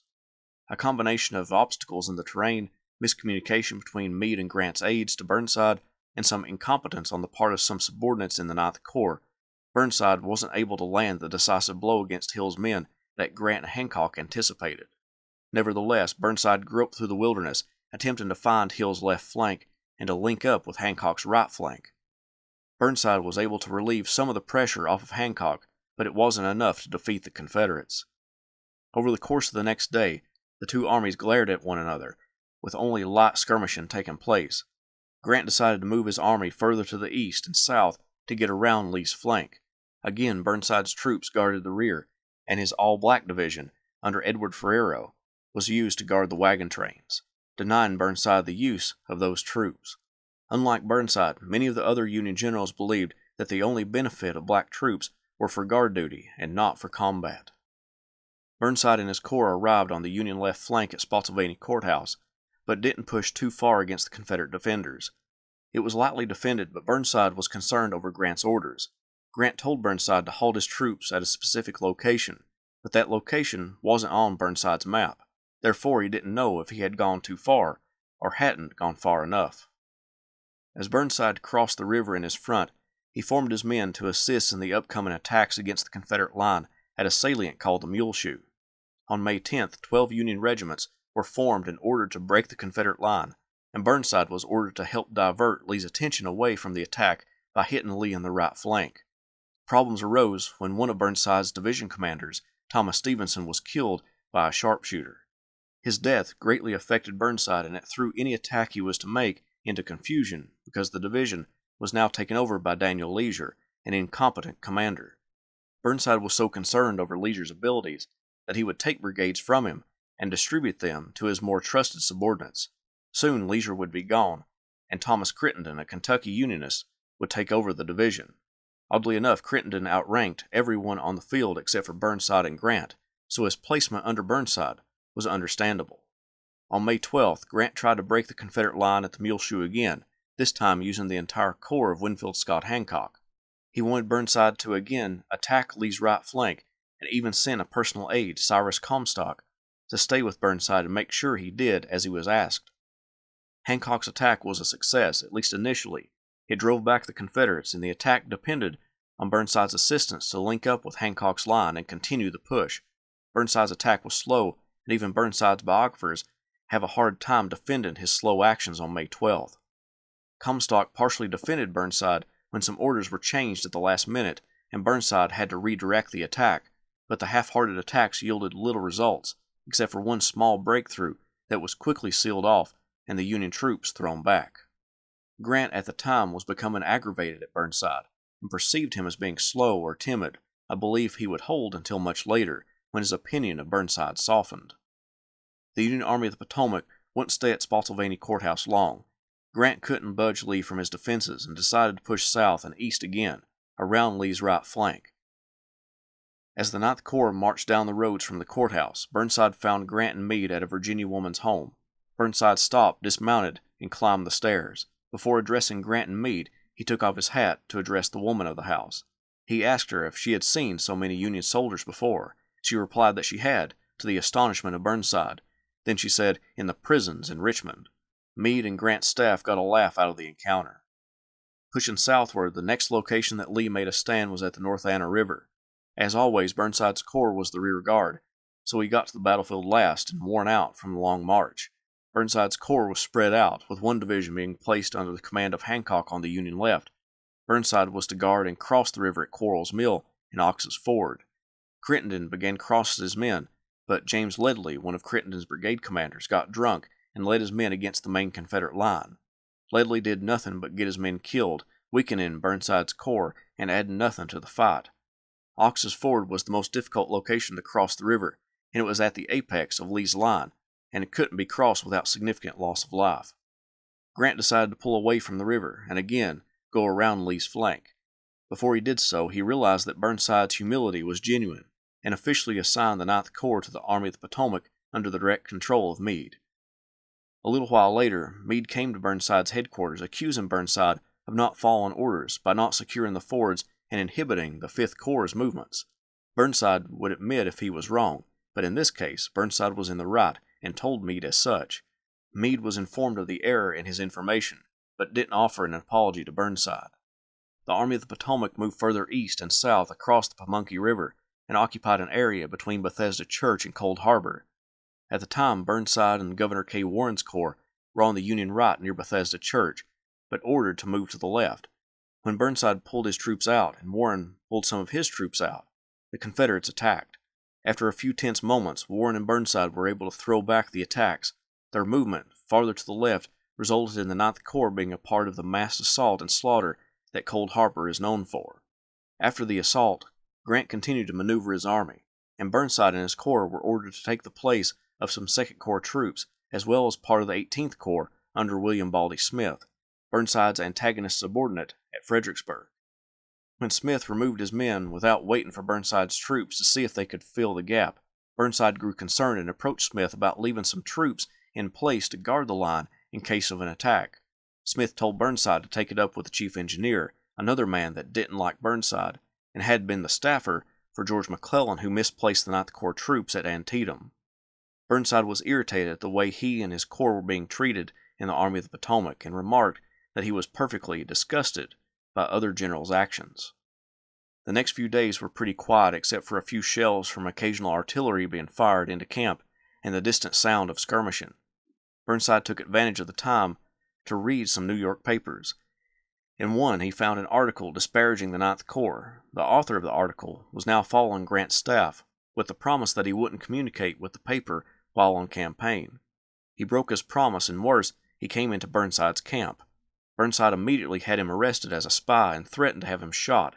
It was all a bluff to scare the reporter, but it did take Grant to rescue the man. But upon finding out that the reporter had been communicating with his paper after all, Grant had him banished from the army. It was now mid-June 1864, and the Army of the Potomac began to work its way south of Richmond to the town of Petersburg. The 18th, 2nd, and 9th Corps were chosen to attack the defenses of that town, with the 18th Corps under Smith only launching half-hearted attacks. When Hancock's 2nd Corps and Burnside's 9th Corps arrived on the field, it was getting late, but they attacked anyway. For the next 2 days, Burnside's men threw themselves against the entrenchments, attempting to dislodge the rebels. All three corps were placed under Hancock, even though both Smith and Burnside outranked him, but a coordinated effort to attack the earthworks around Petersburg ended in vain. Particularly hit was the 9th Corps.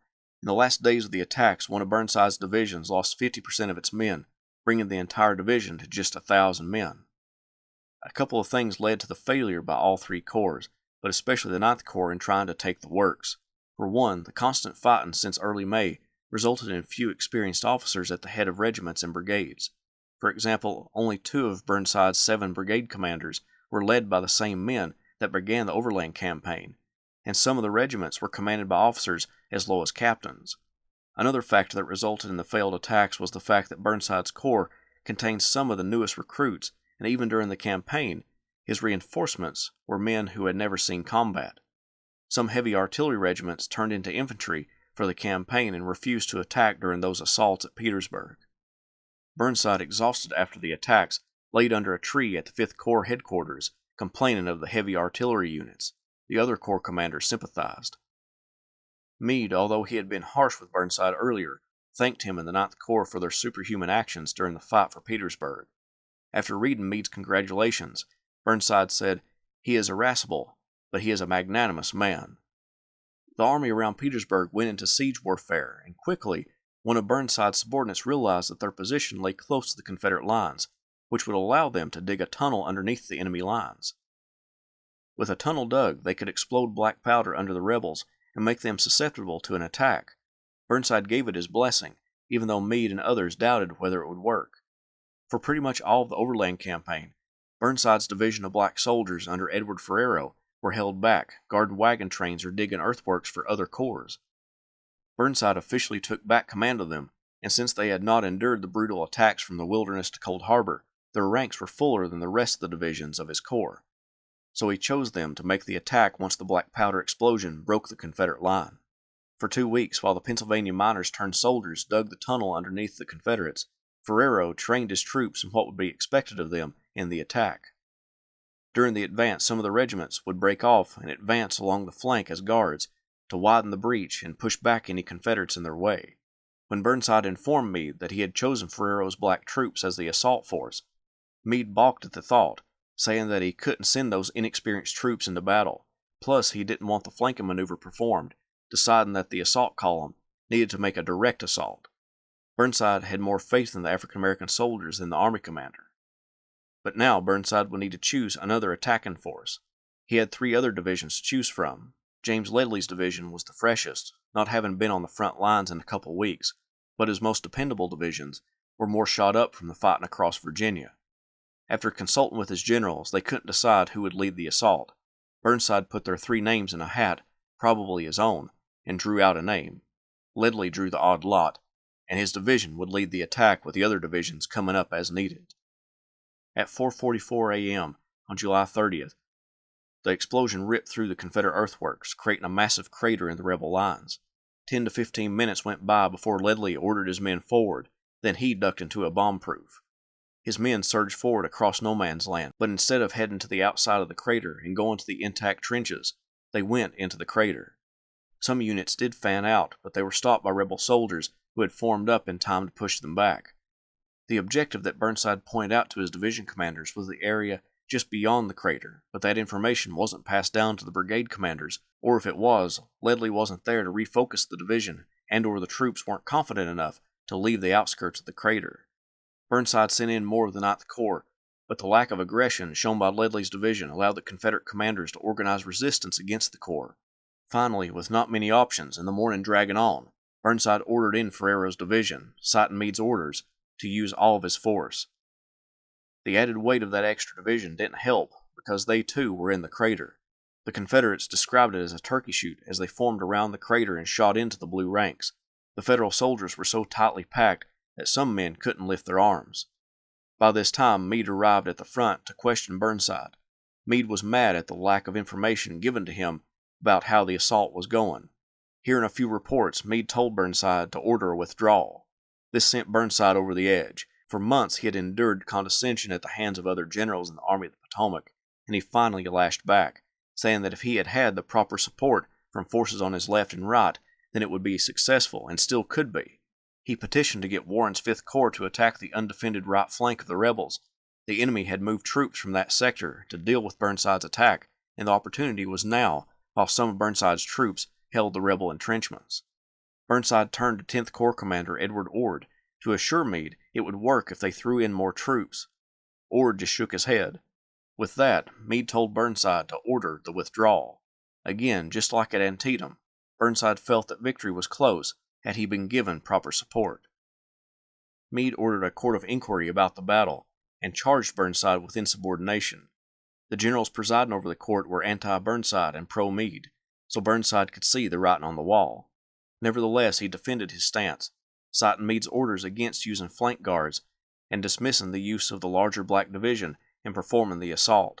Before the court presented its findings, Burnside had left the Army on a 20-day leave. He was happy to be away from the Army of the Potomac and its backbiting.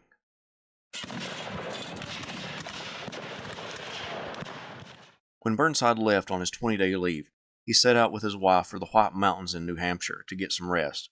Years before, his niece had told him about the beautiful scenery and fresh air in that undulating terrain, and Burnside was determined to go there when he got the chance.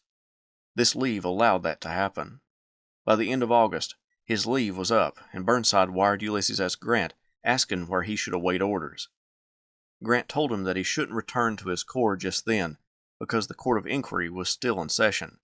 At the end of September, Grant ordered Burnside to send his staff back to the corps. In mid-November, Burnside ventured south from his Rhode Island home to see the Army. He asked Grant permission to visit, and Grant said he could visit headquarters. Burnside went to see John G. Parke, his former chief of staff, and now the commander of the 9th Corps, then took a train to City Point to meet with Grant, but the train was late, and by the time he got to City Point, Grant had boarded a steamer destined for the north. Burnside then went to Washington to meet with the president. Burnside was uncomfortable taking an Army salary while doing nothing. Burnside offered his resignation, but Abraham Lincoln wouldn't accept it. While he was in Washington, he fell into a conversation with a Southern lady. When the conversation ended, he offered to walk her back to her room. When they got to her room, she invited him in and he entered, not realizing she was a prostitute. When she turned down the lights, he realized his predicament and fled the room.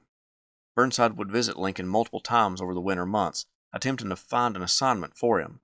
He even suggested putting himself on an expedition to close the North Carolina port at Wilmington, but that went to another general. Also over the winter months, the Committee on the Conduct of the War investigated the Crater debacle. Congressmen went to Petersburg to investigate and take statements from commanders. When they reconvened, they found that the person who was at fault for the debacle was General George Meade, the commander of the Army of the Potomac, for changing Burnside's plans to use Ferrero's troops as the lead attack force and to peel off regiments to protect the flanks and secure the captured Confederate works.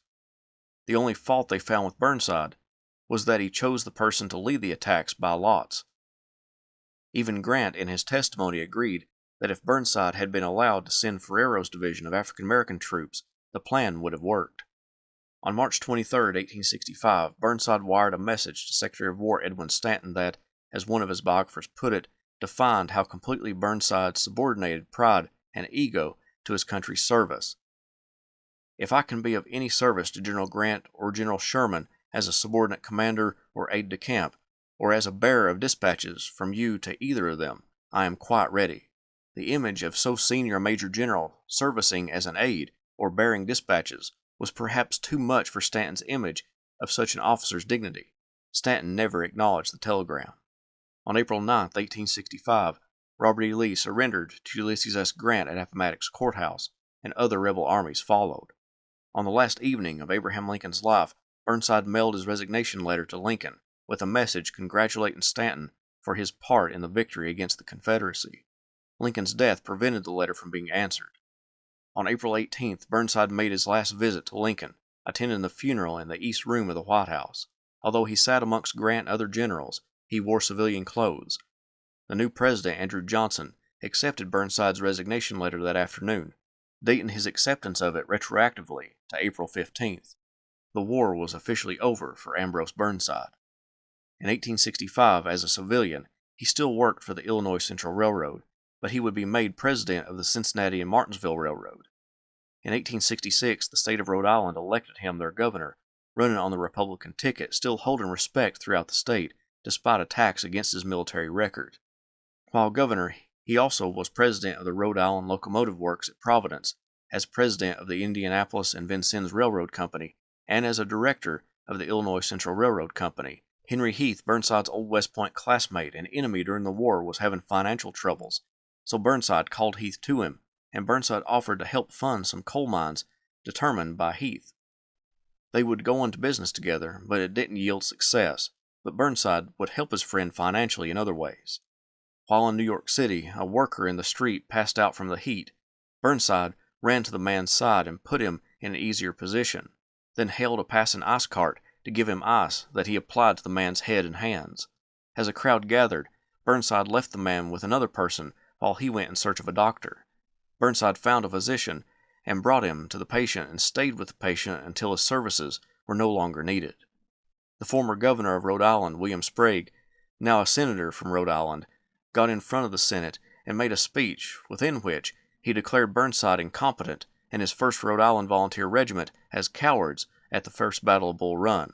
Sprague received a tongue lashing by other politicians, and although Burnside didn't go on the attack, he did declare the statements unwarranted and false. In 1870, Burnside was in London attempting to find investors in his railroads when the Franco-Prussian War was going on.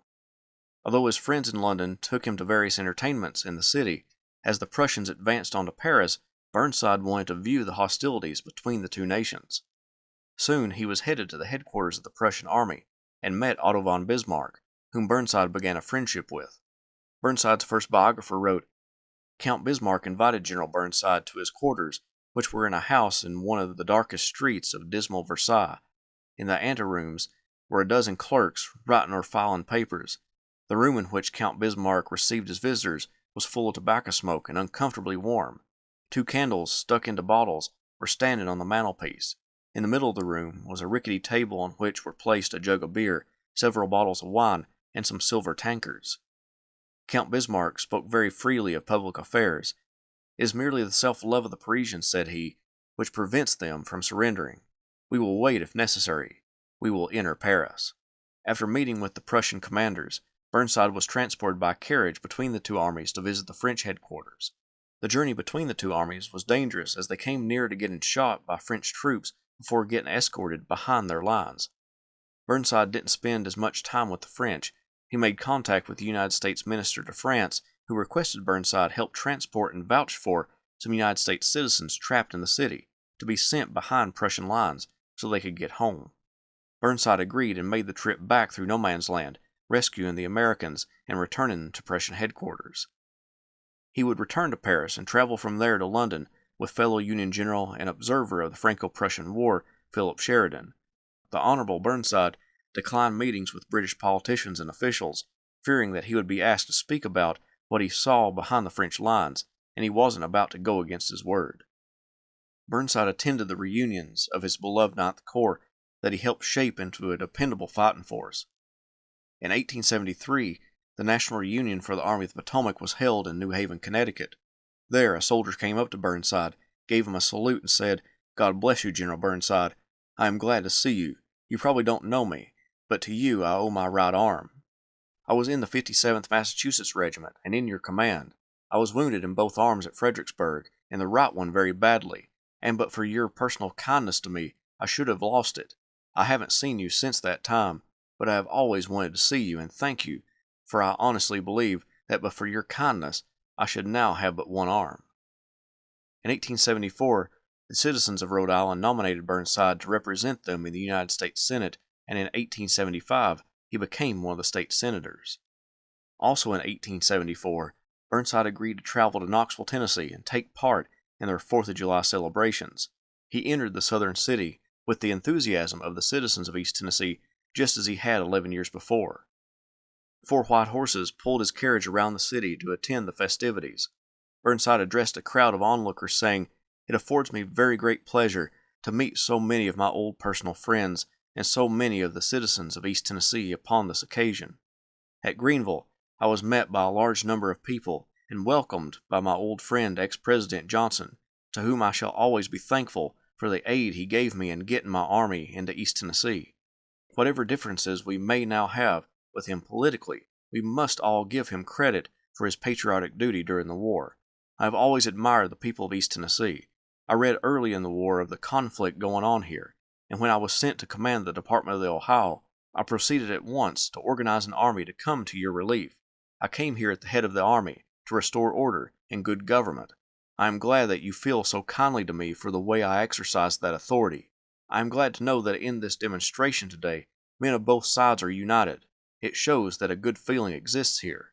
I have always believed that there were men just as honest and conscientious in the South as the North, and I always feel kindly to those who gallantly and honestly discharge what they thought was their duty. But when I say this, I do not wish to be understood as saying that the rebellion was right, or that the government has not the right to suppress it wherever it exists. In another gathering of people in Knoxville, Burnside spoke lovingly about his 9th and 23rd Corps that entered the region with him to help save the East Tennessee Unionists. He went on to say, "I will not attempt to detail account of their services here. They are as fresh in your memories as in mine. We have but to recall Cumberland Gap, Blue Spring, Campbell Station, and Knoxville to have their services vividly before us. But on an occasion like this, it is not meet to dwell upon the details of these conflicts. We should rather draw the curtain over them. Let us unite as brother freemen, and thank in God that these conflicts are over, that our country is again at peace, and although some of the saddening effects of the war are still apparent, let us hope and believe they are rapidly passing away, and that the coming generations will only remember it as a conflict between their forefathers, who were brothers, and in which equal gallantry and devotion to the cause for which they were fighting were shown by both sides. By this, I do not mean that we must forget the glorious exploits on either side, nor erase from our flags the names of the engagements into which they were carried to victory or defeat. Neither do I mean to say that we must look upon the cause of the South as a just one. Far be it from me to do anything to diminish the importance of the lesson taught to us in the whole civilized world, that the government of the United States has the right and the power to put down rebellion. But I do mean to say that the Southern soldiers, as a mass, fought with a courage and devotion to what they thought was right, and the contest over, we should be willing to grant this." In the 1870s, Burnside acquired a farm, which he called Edgehill after his ancestors, and became completely wrapped up in its day-to-day workings. It contained an orchard and fields for cultivation, and he raised cattle and horses. One of his favorite horses, on a carriage ride at one point, threw him, and it jarred the general badly. He wrote about it to one of his family members, but in true Burnside fashion, he took all the blame and said not to blame the horse because it was all human error. Dignitaries and former members of the Ninth Corps regularly visited Burnside at Edgehill, and by this point in his life he abstained from alcohol, although he didn't deny it to his guests who wanted to partake. Burnside had, since his early years, given up tobacco since he said he never wanted to be enslaved to any habit. While in the Senate, discussions between the Senate and the House revolved around letting ex-Confederates back into federal positions. Burnside echoed his speech in Knoxville by saying that he didn't have a problem with them taking a seat in the House or Senate, that the country was back together, and that they were all brothers again. On Decoration Day in 1875, Burnside visited Antietam National Cemetery. While there, he walked over the bridge that now bore his name, and over which his men charged that fateful day in September 1862. While there, he gave a heartfelt speech to the attendees, emphasizing reconciliation. "Let no one," said General Burnside, "arrogate himself any extraordinary merit for his service to the country. Let no one disparage the service of his fellow soldiers who served with the same integrity as he. The private who fought gallantly in the ranks is entitled to the same praise as the most successful general in the field. The sergeant of sharpshooters who followed his regiment on the hotly contested field unarmed because his rifle was broken by a shot, but who took the first opportunity to arm himself with the musket of a fellow soldier, with which he did good service and afterward yielded his life, is entitled to as high place on the roll of honor as the gallant general who fell at the head of his charging column. Neither let us boast of great merit for remaining loyal to our country and its government in its perilous hour of danger, but rather let us be thankful for the sound wisdom and strength of purpose which led us to discover the right and pursue it amid all discouragements and hardships. Let us remember that there lie buried here on this field the remains of brave and honest soldiers who met us here in deadly conflict. They were our brothers, who had been led from the paths of loyalty by a system of political instruction and a course of events which need not be referred to on this occasion. Might we not have been led in the same direction under like circumstances?" A few months later, President Grant came to visit Burnside. and Edgehill turned into a place of celebration to welcome the general and president. Throngs of people gathered to see the triumphant general, and 200 guests had a clam bake at Edgehill with Burnside and Grant. Burnside's first biographer described the scene.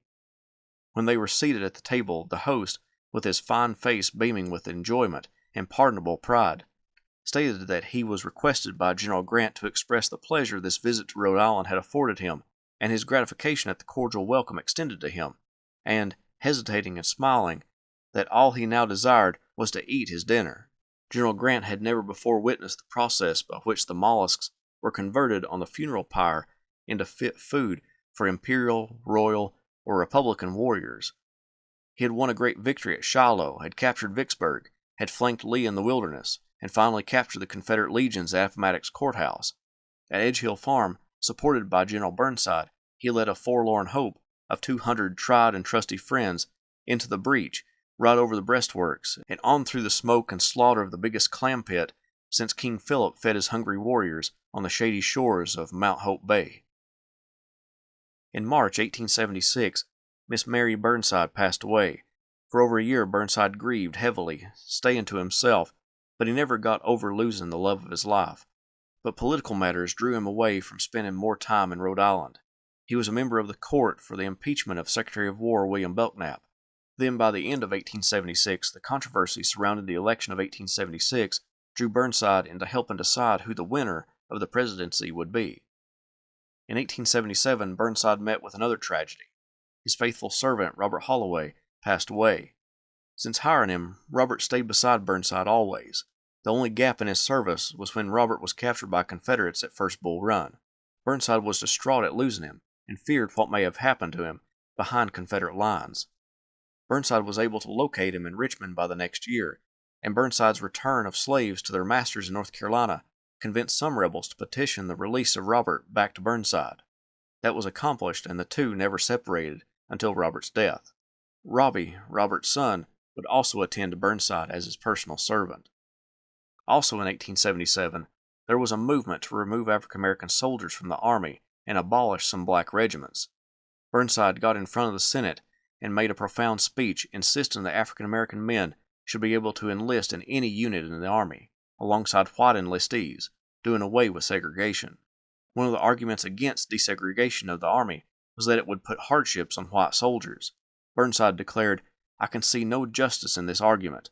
If it is hardship to the white citizens of our country to associate with the black citizens in the performance of public duties, and if the rights of black men are to be restricted, then the rule should apply to all public positions." The politicians wanted to bar black men from the Army, but Burnside pointed out that no such law would now be permitted to keep them from being a member of the Senate, highlighting Senator Bruce from Mississippi, an African American man. Burnside reiterated his previous statement, saying, "I base my argument in this matter upon the high ground that the black man should be allowed to enlist in any arm of the service he may choose." A bill he supported was an appropriations bill to boost education for the blind. He also spoke against letting European powers construct a canal across the Isthmus of Panama, citing the Monroe Doctrine as the reason to fight back against such an encroachment on the Americas. One bill came through the Senate that Burnside had a personal attachment to. General Fitzjohn Porter, found guilty in his court-martial, was prevented from getting any Army pension. The bill put forward would allow him to collect a pension as well as expunge his record. Burnside requested a second court-martial to decide Fitzjohn Porter's guilt and let that determine his future. Burnside believed that Porter was only in the war for himself and George McClellan. He said, "Ask me, Mr. President, to believe that the men who had been educated by the government of the United States and were officers in the regular army at the breaking out of the rebellion threw up their commissions and went with the armies of the South because they believed that their allegiance to their states was paramount to their allegiance to the Union. Ask me to believe that they have come back into this Union with upright intention and with loyalty in which we can be confident. Ask me to believe that all the officers and soldiers of the Confederate Army felt that they were fighting for a just cause. But ask me not to believe that General Porter, during the last days of August 1862, did not think more of the interests and advancement of one man than he did of the welfare of the Republic." As a senator, Burnside also pushed for more funds to go to education, particularly to agricultural schools. He fought to get Revolutionary War battlefields preserved, and cracked down on false pensioners who attempted to defraud the government. On September 12, 1881, after taking the last of his summer guests to the train station, Burnside returned to Edgehill. Robbie Holloway got him his slippers and dressing gown, but Burnside didn't go to sleep. He stayed up, walking the floor, complaining of chest pains. Robbie offered to go get a doctor, but Burnside said it was too late at night to disturb the physician. The next morning, Robbie found Burnside still suffering. He went to the doctor and brought him to the Burnside home.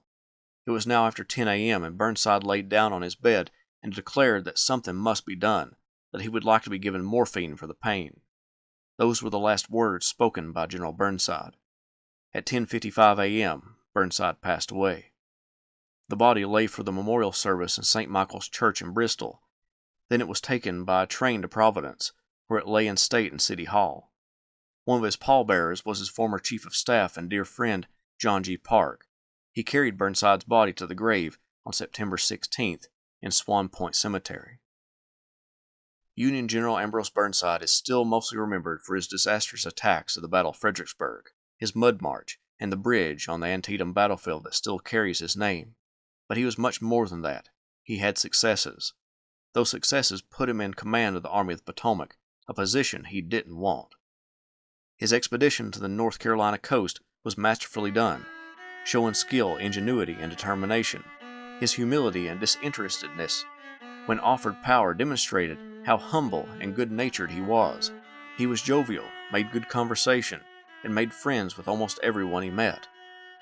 When he made a mistake, he recognized it and blamed himself, but wasn't afraid to lay blame at others' feet when he had sufficient evidence to believe that they took a part in the blame. At Fredericksburg, his orders were confusing, but subsequent orders to his Grand Division Commander William B. Franklin were clear, and Franklin lied about his men's status. During the Mud March, Burnside was a victim of the natural world.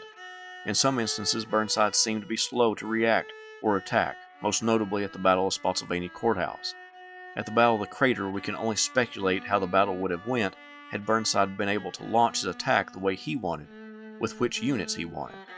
When people think of Burnside, they usually leave out his greatest success, the East Tennessee Campaign. Burnside accomplished something that the Union had been trying to do for over 2 years, relieve the citizens of East Tennessee. He took around 8,000 men and crossed the Appalachian Mountains, captured Knoxville, Tennessee, and the Cumberland Gap, then skillfully began pushing back Confederate forces who ventured from southwest Virginia into his newly captured region. He lured James Longstreet and his corps further away from Chattanooga, then defeated him in battle at Fort Sanders, chasing him away from Knoxville. The oppressed Unionists of East Tennessee never forgot Burnside's entry into the region, and he was a celebrated figure for years after the war. In his post-war political career, he fought for civil rights for African Americans and promoted education. Burnside was and is so much more than Fredericksburg. This good-natured and jovial general looked to help as many people as he could, dedicated his life to preserving the Union, commanded well over 100,000 men during his military career, but he never lost his humanity, his humility, or his self-awareness. Ambrose Burnside needs to be remembered as a patriot, a statesman, a humanitarian, and above all else, a good person. If you like what I do, please consider subscribing to the channel if you haven't done so already, join the Patreon page, and purchase something from a Teespring store or Etsy shop. Every little bit helps. Thank you.